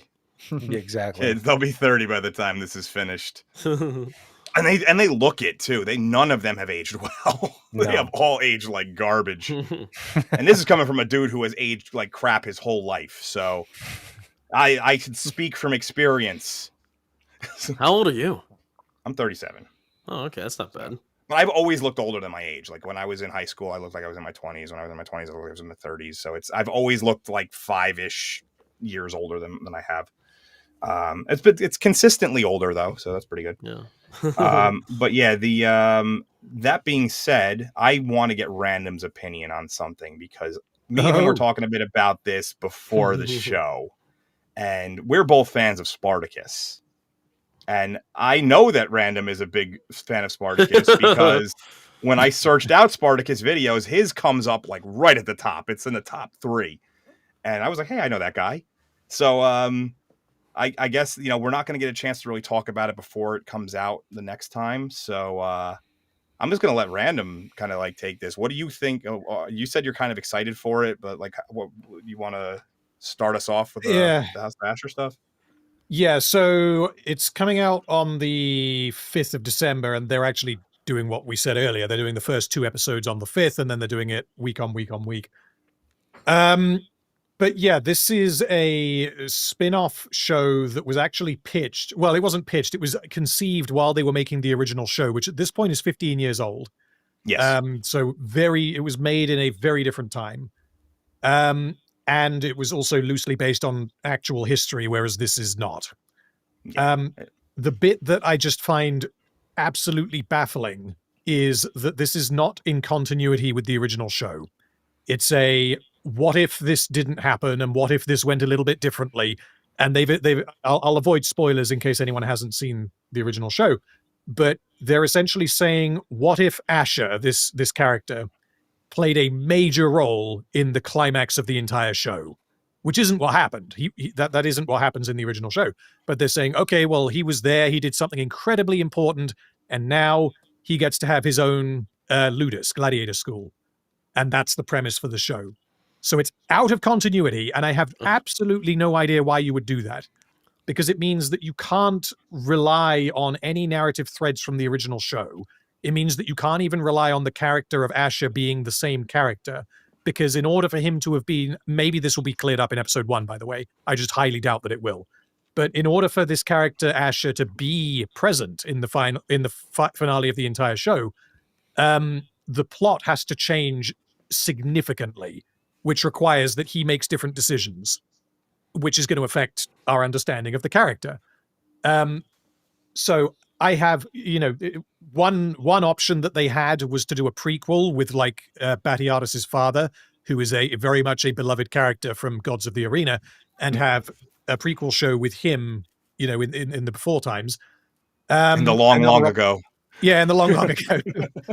Another option they had was to do a spin-off with Marcus Crassus and Julius Caesar, because both of those are characters who appear in the final season of the show. So they have them. They've already been cast. Obviously, the actors are a lot older now, but if they can get them back, they could do that, because both of those characters were very well received, and they can obviously draw on real life history because Marcus Crassus and Julius Caesar, we know a lot about them. There is a story there that you can tell, as was the case with the story of Spartacus. But for some reason, they've decided not to do that. And if the show turns out to be really, really, really good, which it might, but it's going to have to be really, really good kind of on its own merit. If it wastes a load of time just sort of member burying things from the original show, I'm going to be like, fuck off, stop doing this, because this is not even in continuity. You can't just roll out this beloved fan favorite character who potentially died in the original show and be like, look, they're alive now because it's alt history. You get to see them again. Like, you like this, don't you? You know, if they do that, I'm too cynical for that, and I will hate it. But if they just get past that hurdle at the beginning and they're like, yep, alt history, go, and then they tell a fantastic story, then I will be fully on board with it, because the character of Asher, in particular in the first 2 seasons, is one of the best characters in the show. He's amazing. Yeah, he really makes you hate him every moment. And, you know, so it's really not a spoiler because the show's existed for long, but he dies in the original one. And, you know, it's one of the most cathartic moments because of how much I've always said playing a good villain is rough, because there's a fine line between comedic, you know, over the top, just laughably evil, and then like really well done, really conniving, and makes you want to, you know, you love to hate the character. And that Asher was that. Asher is a character you love to hate, but he's also very important to the story. A lot of the major things that happen, especially like you said in the first 2 seasons, are specifically because he exists. And I don't like this. So a lot of times with like intros to videos, I will kind of pre-write it like based on how I'm feeling before the show or whatever even comes out, because it's like that's the way I feel about an intro. It's like my initial thoughts of going into the essay. And one of the things that I keep coming back to, I've been like putting up my notes down, is, you know, historical fiction is already kind of an alternative history. It borrows from the real world events, but it tends to exaggerate them, combine people into one character, maybe even completely invent a thing. Like in season 3, I remember they burned down the arena of Capua, which never happened in real life. The arena still exists, like the building itself still exists. It's, you know, run down, but it's like the Colosseum. It still exists. And so like you get to this situation, and then to do an alternate history of an kind of an existing alternate history, it just feels, it's kind of like what we were talking about before. It almost feels like a multiverse thing. And it's like this offshoot world now. Like, they can't really bring them together. It can't make sense that way. But I'm curious where it goes. Also, the actor, the fact that they brought it's the same actor, like they're not bringing in somebody else and trying, like, obviously this show has had situations, you know, when Andy Whitfield died, but they've also replaced other actors and it just didn't work out. They didn't do that. They got the real actor back. So that's good. Yeah, so the other part that gives me the most confidence goes without saying that the trailer was not good. The trailer did not fill me with confidence. But the reason why I really desperately want this show to be good is because of how much I love the original. And the reason why I think it can be good is because it is almost entirely the same producers, the same writers, and in many cases, the same directors.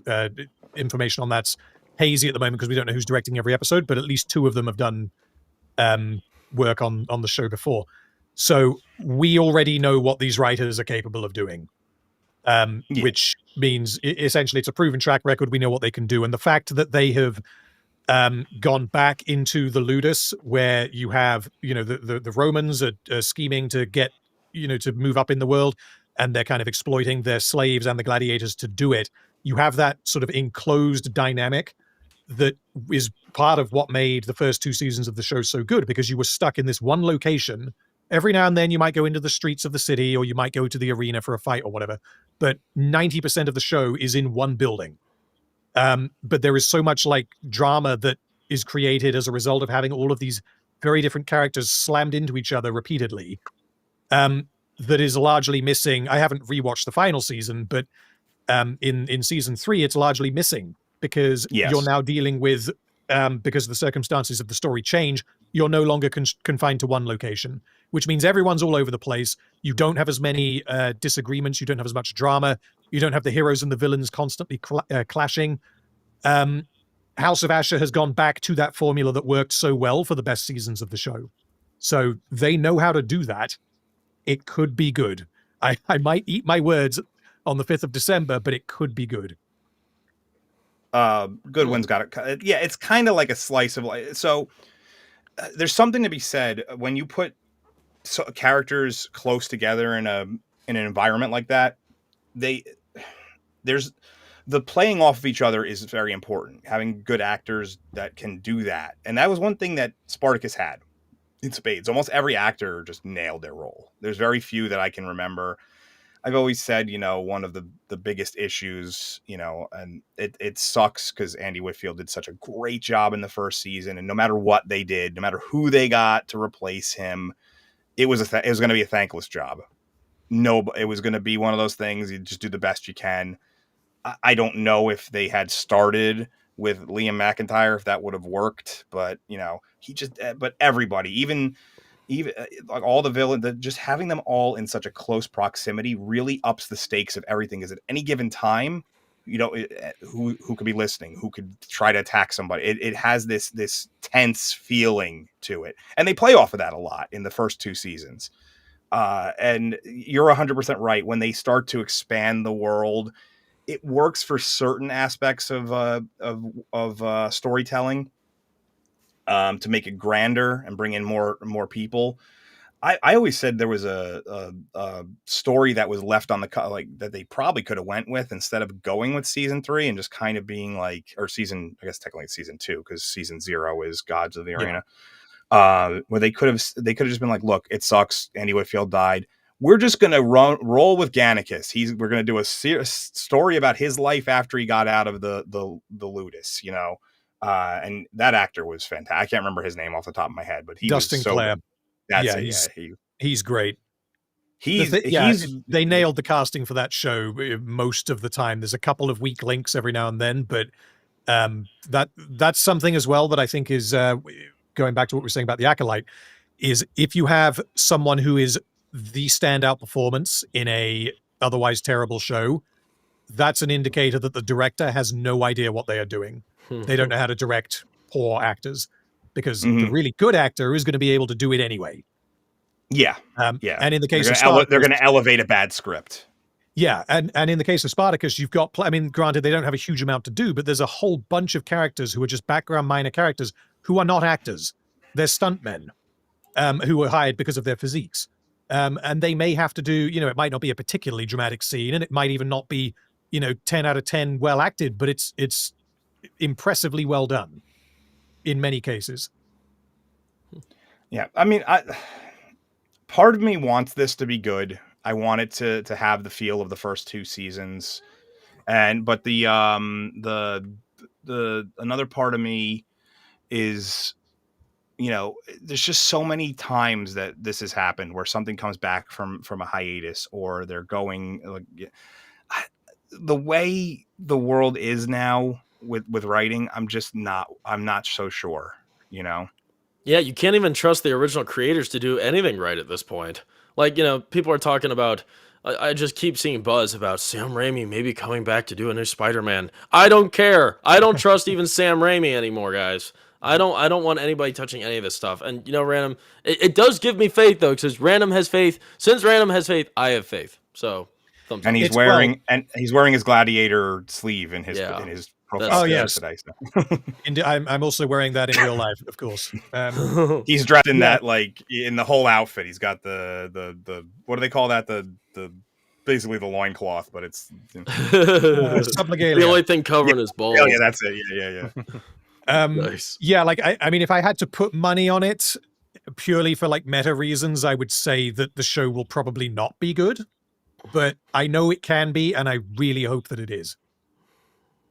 They've also said that like if the show is successful enough, then there are other spin-offs that they want to do. They would like to do a season 2 of House of Asher, but there are also other totally separate spin-offs that they're going to do. The problem is that because we're now in alt history fan fiction land, like which history are you running with when you do your other spin-off?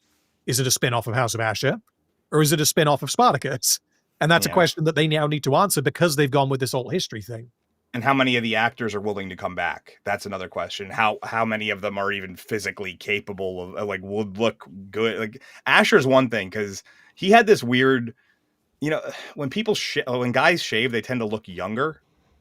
The actor who plays Asher, when he would shave, he looked older. So they've actually been able to kind of play off of that a little bit with this. That because it's he's supposed to look like older and more weathered, so to say. But like, if you try to bring back, say, anybody for this alt history stuff, it's like Manu Bennett is not going to look the same as he did as Crixus. He's probably not going to be in anywhere near as good a shape either. You're talking about 15 years, it's just. Is Manu Bennett, is that the New Zealand actor? Yes. Is he from New Zealand? I don't. Isn't he the I guy know a lot who of them were plays- from Australia, New Zealand. I don't know which one was from where. Oh wait, Manu Virtually Bennett, all of wasn't them he are, in yes. Lord of the Rings? Didn't he have some credit? Yes, No, Manu was he in Lord of the Bennett. Manu Bennett did the motion capture and voice for Azog in the Hobbit movies, the Pale Orc. Okay, that's what it I is. could go on a whole not tirade, but just info dump on this. There are so many actors who cross over between the Lord of the Rings movies and the Spartacus show, and it's for like really small bit parts. Like a guy will show up for 5 seconds in the Lord of the Rings as a stunt man, and then he's like a major role in Spartacus, and that happens. There's 15 examples of that. They the showrunner for Spartacus would go on to do at least the first few seasons of Arrow, and almost all the actors. Yeah, somebody just said it in the. Hey, Brian, what's up? It's my friend Brian. He was Deathstroke in Arrow, and almost all the actors from Spartacus show up in Katrina Law shows up as not Talia al Ghul, Nisa al Ghul, and the chick who plays the second version of Navia, who's also in Rings of Power. I forget her name. Yeah. She's a horrible actress. I don't know. Yeah, she's not a strong point of Spartacus. She's definitely a weak part of that season, but she's not she's definitely better in Spartacus than in Rings of Power. She's horrible in Rings of Power. She's horrible in Arrow. Come on, guys, you don't have to hire her. Well, the thing is, sometimes showrunners like that just tap into the well that they know. And that was the way it was. He just reused a lot of it. Manu Bennett was good no matter where he went. He was the original show launched a lot of careers. I mean, Jai Courtney, he got his that was one of his early roles. I just mentioned Katrina Law, Manu Bennett, several, and then it revived some careers too. Like Lucy Lawless was kind of just hanging around at that point, not really doing much. And then she comes in and nails her role. It's it did a lot for a lot of people, and I think that's why the people who love that show still love it so much. Good, at least the first 2 seasons, the good storytelling, just what they were able to do with so little, so to say. But yeah, did I have any other topics, or are we just going right into? Some people know one of the staples of my channel is I like to pin comments that are just god awful and terrible. I call it the pin of shame. So I decided to turn that into a segment, and Random has actually sent me a few comments from his section, but I do actually have an intro for this. So I came up with the name, as people could probably tell. I like my hidden double entendre names for things, and so next to the comments, the puns, the anagrams, whatever you want to call them. The comments lacking intelligence and thought. So, we have a little intro for that. Hold on. I am the master of the clit. Remember this fucking face. Wherever you see clit, you'll see this fucking face. I am the clit commander. Wow. I know that That's clip. you, What is it from? That's from Jay and Silent Bob Strike Back. Yes, yes. It's been so long since I've seen that movie. So I'm gonna pull up some of these comments. I have one already loaded up. So Random is gonna tell us as much of the context as he can remember from it. We're just gonna have a little fun with them. Yeah. So, this is the first one I'm gonna do. Basically, Dark Hour asked me to find a couple of comments that were like funny or like really, really dumb, and every now and then I get one that just makes me go like what on earth are you like? Why did you type this onto the internet? Well, these are from quite a long time ago, so I may not remember exactly what video they were from because one of my mods on the Discord found them and linked them to me. So you're I'll make it larger. So this there one, we go. So this one is, I can definitely remember this one is from my Barbie video. And this guy says, I don't get the reviews because the film is so obviously over the top satirical. Like this is Paul Verhoeven levels of obvious satire, but apparently it's still possible to miss it. Problem though, I think I might be wrong in thinking it's actually satirical and it's just bad. That one, I will say this: he comes back at the end. There, he realizes. I've had a couple of those. I'll have to pull it up one of these days. Where I had one once where the dude was telling me I was wrong, and then the next he comments on his own comment and was like, "But actually, you're right." And I was like, "I'm glad you came around on this." Yeah, that one wasn't hateful or anything, really. Don't worry. I tried to go up as we hold on. I have to pull each one up individually, unfortunately. So this one's white background, so it might blind some people. So these ones, the worst ones, we don't have the name. That one wasn't so bad. So. Okay, so this one was from Arcane Season 2, my final video on Arcane Season 2. This one has already become a bit of a meme on my Discord. So this person says, "Stop, wait. This is a finale and the last season. My 20-year-old brother understand the ending. My nursing graduate student cousin relates to the first and last series. Man, sick help, boy. I know therapist I can recommend. I don't know, but you seem like you need help from therapist. I'm sorry. Are you bullied or raped or I don't know? All I know, you think about beyond the understanding of not sick person, I'm sorry." Wow. So I just don't, it was the man sick help boy that Oh, wow.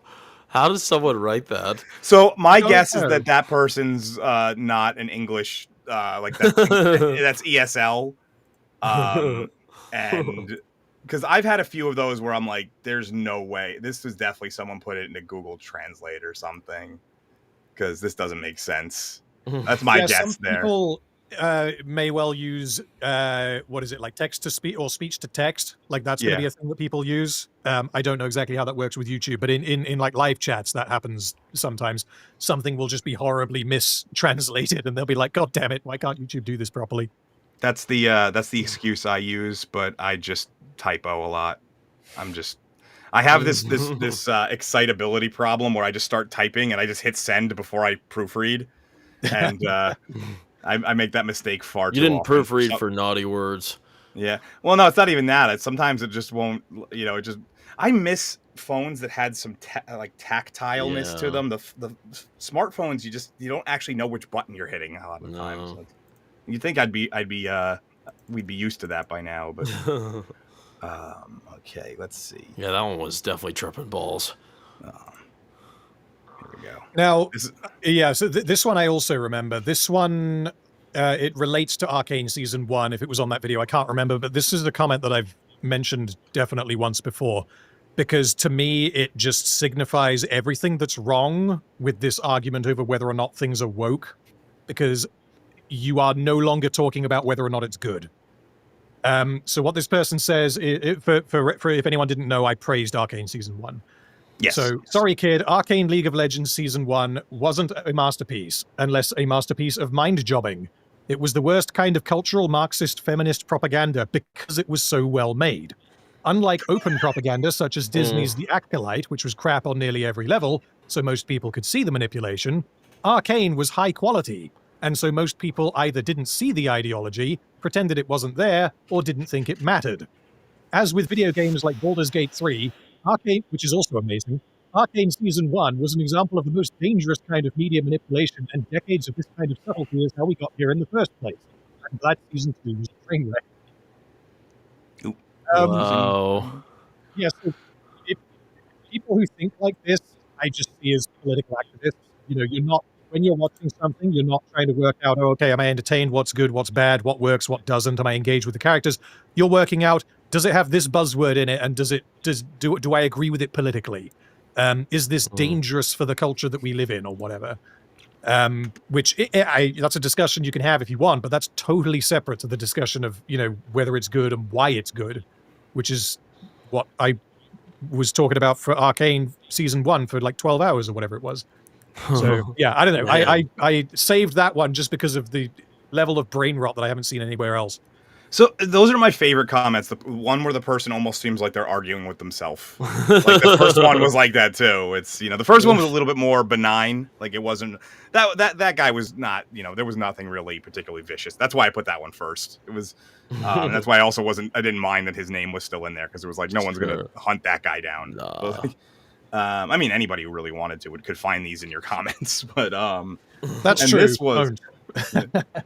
This next one was by far my favorite one. I can't remember what this next one is. It's the one we talked about. Oh Christ! Okay, so no. I can't remember what video this one is on. I just don't know.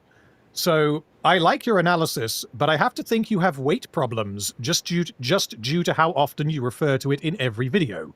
As a side note, I can't think that I have done that a single time in any of my videos where I've talked about my weight, because what has it got to do with anything? I expect you were bullied, or still are, for your weight. That's a shame. As someone who has to bulk to make weight for competition, I feel your evident pain. Genetics are weird. It's okay to be fat, mate. I wouldn't know, but I guess that's why you chose your avatar as the jacked guy from Empress New Crew. I'm sorry, man. Love yourself and work out a bit. You're probably quite physically strong. What? Wow. He's compensating for something.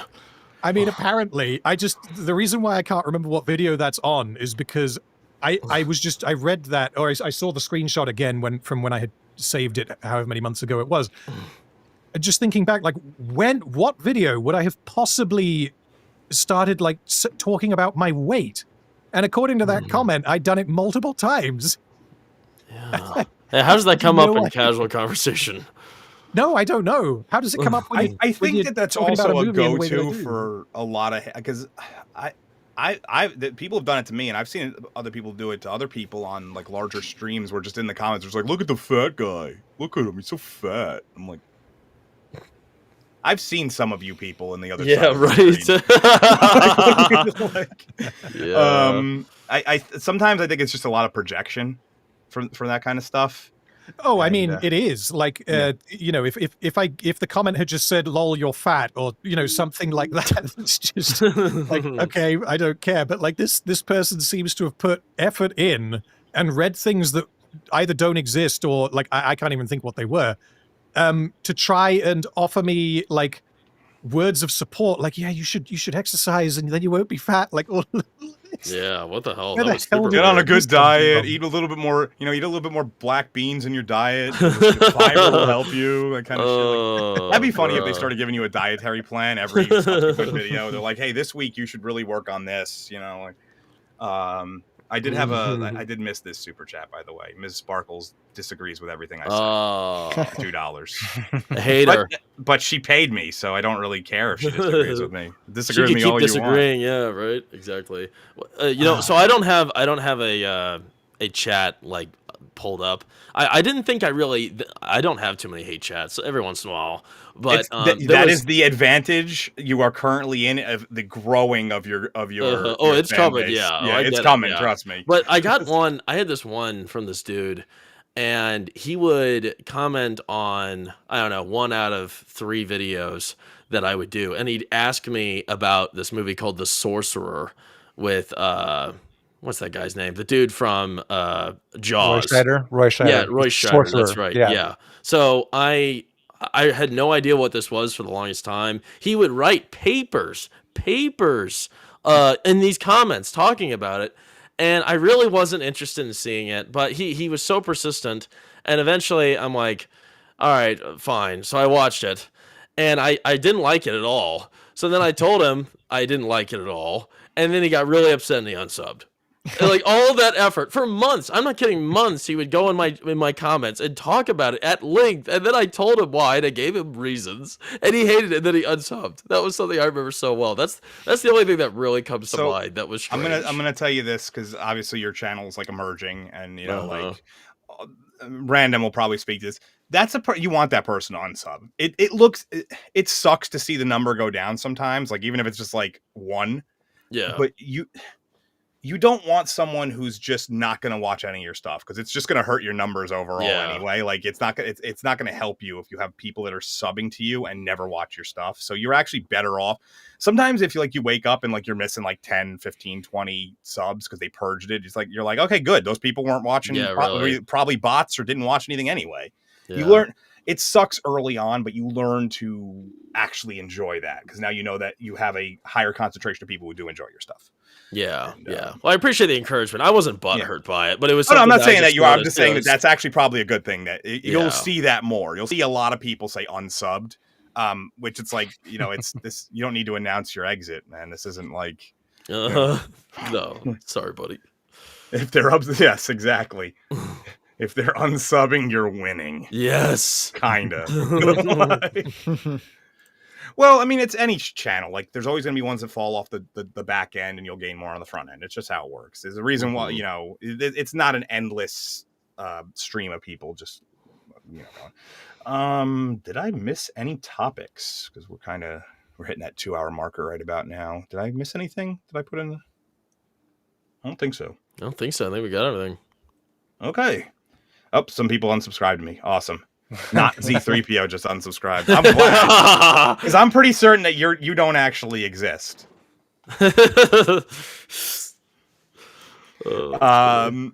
So I guess normally I thank everybody, but this is especially a very thankful one for Random. This is going to be a little weird for you because it's Thanksgiving. I guess we could thank Random's people for kicking a bunch of people out of his country and giving us Thanksgiving. I guess that's the way we can look at it.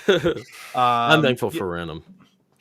No, I'm thankful for my chat. I'm thankful for my subscribers, my co-hosts, my guests, everything, especially anybody who has super chatted today. I'm very thankful for that. Normally I do this at the very end, but because it's Thanksgiving, I want to do it up front. But that being said, it is now time for everyone to plug. Ew. When you tell us where you are, where we could find you, what you're doing next. Maybe you want for Christmas. Butt plug. Friday is soon. Sorry, I just got a comment from him for a good win. Randoms people, you mean the secretly overweight people who mention it constantly? Yeah, well, actually, I would assume that secretly overweight people were behind Thanksgiving. They'd be like, look, we have this holiday. What do you do on it? What does it celebrate? Food. Genius. Does it have movies or songs? No. No movies. No. We were trying to think of movies that were associated with Thanksgiving. There's really none. It's like a side note. The only one that came to mind for me was Spider-Man, just the first one, Tobey Maguire. That's just one scene in the movie. But there's also the Thanksgiving Day Parade. Planes, Trains, and Automobiles and Alice's Restaurant are the only two I could think of. And Thanksgiving itself, the horror film. Yeah. Oh, yeah, I forgot about that. There you go. But I guess we'll start, because like I said, if it wasn't for the British, we wouldn't even have Thanksgiving. So we'll start with Random today. What do you got to pitch for us? So a couple of days ago, 3-4 days ago, I put out my video on Spartacus Vengeance. It's 6.5 hours long. If you like or don't like the show, then there's plenty there for you to dig into. The next thing I do is almost certainly going to be House of Asher. I'm taking a week or so off until that comes out. Honestly, I'm undecided on whether I'm going to do it episodically, like I have done with Rings of Power, for example. If it's really, really bad, then I probably will go episodic. If it's mid to good, or potentially very good, I will probably save it all to the end. But my next video will almost certainly be House of Asher. But when that will be, if it's in 2 weeks' time or 2 months' time, I don't know at this point. I was saying before the show that I like Random is my spirit animal when it comes to videos, because there's times where I just don't really feel like doing a video. You know, it's like nothing's grasping me at the moment to do, like nothing's really motivating me to do a video, and that's okay. And I like, you know, there are people who put things out constantly, daily, weekly, whatever it may be, and then I sometimes I just don't care, and I like to see that there's channels out there that succeed on that method, so it makes me feel like, you know. But yeah, so check out Random's channel. I'm sure everybody in the chat has. You're a pretty popular guy amongst this circle. Brawler as the okay, sorry. No, go for it. Go for it. Was that? Oh no, I was just gonna say go to Brawler, but you were going to say something else? I just said thank you. You had to make a big deal about it, Random. Oh, how dare you! Now it's not as cool. No, but yeah. So what do I have going on? So tonight, 10 p.m. Eastern time, we're going to be talking about Platoon. I got History Bro on there, Kyle Corwith, World War Joe. It's going to be nice. We're going to have a good time. I'm watching it. I think it's the second time I've seen it. I think a few of the guests have seen it for the first time. Luke's, I think this is his first time watching it. And yeah, Gen Z reviews, you know, I'm young, as everyone makes fun of me for. I'm young and dumb, I guess, and I'm exploring a wide world of cult classics. And if you'd like to join me and jump on and listen to like an intelligible conversation, I try to really think about these films before we stream and to dive deep with a lot of people that know the movie well and that bring their own expertise, right? Just like this wonderful panel here. You know, we all have different areas of expertise and we all have different experiences with movies, so I always like touching on that. And yeah, I think it's going to be a lot of fun tonight, 10 p.m. Eastern time, talking about Platoon. And I don't think I'm going to be talking about new releases on my channel anymore. I think I'm going to go down the random route of just talking about the old stuff, and that's just more fun that way at the end of the day. So yeah, might be doing a second channel eventually to talk about just new movies and such. But yeah, I'm just having a great time doing this, and just going to keep it going. In the end, it's all about fun. Honestly, Yeah. you have to enjoy. So obviously people who it's their main profession, like they have to constantly put out content. But if it's more like a hobby or a side gig, you got to enjoy it or else you're going to burn out. So I think you're making the right choice. If you're not enjoying doing new releases, I don't like doing movies because I don't like that quick turnaround time. You got to see it the first showing. You got to go right into launch right into writing a script, recording, getting the edit. It's if you don't have it out by like a week, you might as well not even do it. Unless, like, sometimes you get it, sometimes you luck out, but a lot of the excitement or the lack. It dies quick. Yeah. Huh. I guess Bobby or Matt, which one of you wants to go for? You kind of either one of you can kind of explain your channel, unless you have separate projects you're doing.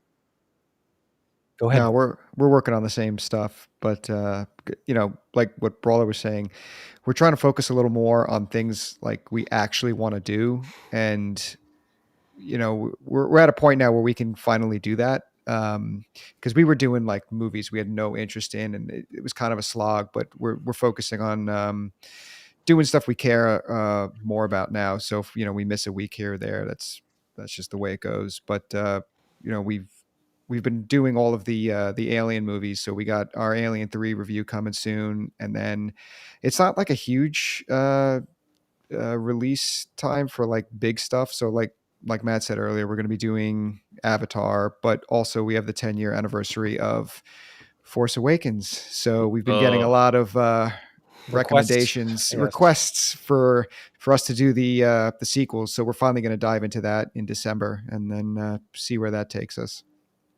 Yeah, December is just a weird time. It seems like it's become every couple years it's Avatar month now. Avatar's just gonna make a shit ton of money, and I'm gonna know nobody who went to go see it. Somehow I'm convinced it makes most of its money in China. People are just like, they're just over there. They're like, everything's so drab and colorless in our communist country. Let's go see the most colorful stuff we can. That has to be it. Like, there's no narrative at all, so you don't need to like understand the language. So yeah, it's almost one of those things. It's like by the time you've seen it, you've forgotten it. It's in one ear out the other kind of content. It's, you know, I don't remember much about the first. I remember something about, you know, if you gingerly touch the tips, you can control animals. Like, you know, But and I remember the one they said Jake Sully a lot. They're like Jake Sully. As for me, I'm in the same boat as Random. The next project I'm going to be working on, and I'll be doing it every few episodes, and there'll be commercials and all the stuff because I love doing them, and that's the things and like I said, that's what you got to do. You got to love what you do, and that's it's going to be House of Asher. And then actually next year, I already looked ahead. There's a lot of shows that I'm like, oh, I could do stuff with that one. I could do stuff with that one. Like, so I'm looking forward to next year already. But yeah, so probably mid-December, is probably when you're going to see a new video from me moving forward. Then it'll be kind of rapid fire for a while. It'll be like 3 videos on House of Asher, and then it launches right into Wonder Man, which is I have a lot to say about because I think I might be one of the few people who actually likes that superhero. So most people don't even know who the hell he is. They're like, is that like a gender swapped Wonder Woman? Like, what is, but that's that. I know I already thanked everybody, but once again, I want to thank the chat. I want to thank my guests, Random and Box Office Brawler. I hope to bring you guys back in the near future. Yeah, thanks for having us on, man. It was a good time. Yes, thank you. Good discussion. Of course, my co-hosts, and next show we will have an intro. It's almost done. It's not going to be a crazy long. It's going to be 30 seconds. Don't worry. It's no Mauler intro or anything like that. But yeah. So once again, thank you for the super chats, and have a if you're in America, or I mean, I guess if you want to celebrate it in other countries, have a very happy Thanksgiving. But that is all. See you guys later. See you guys. Goodbye.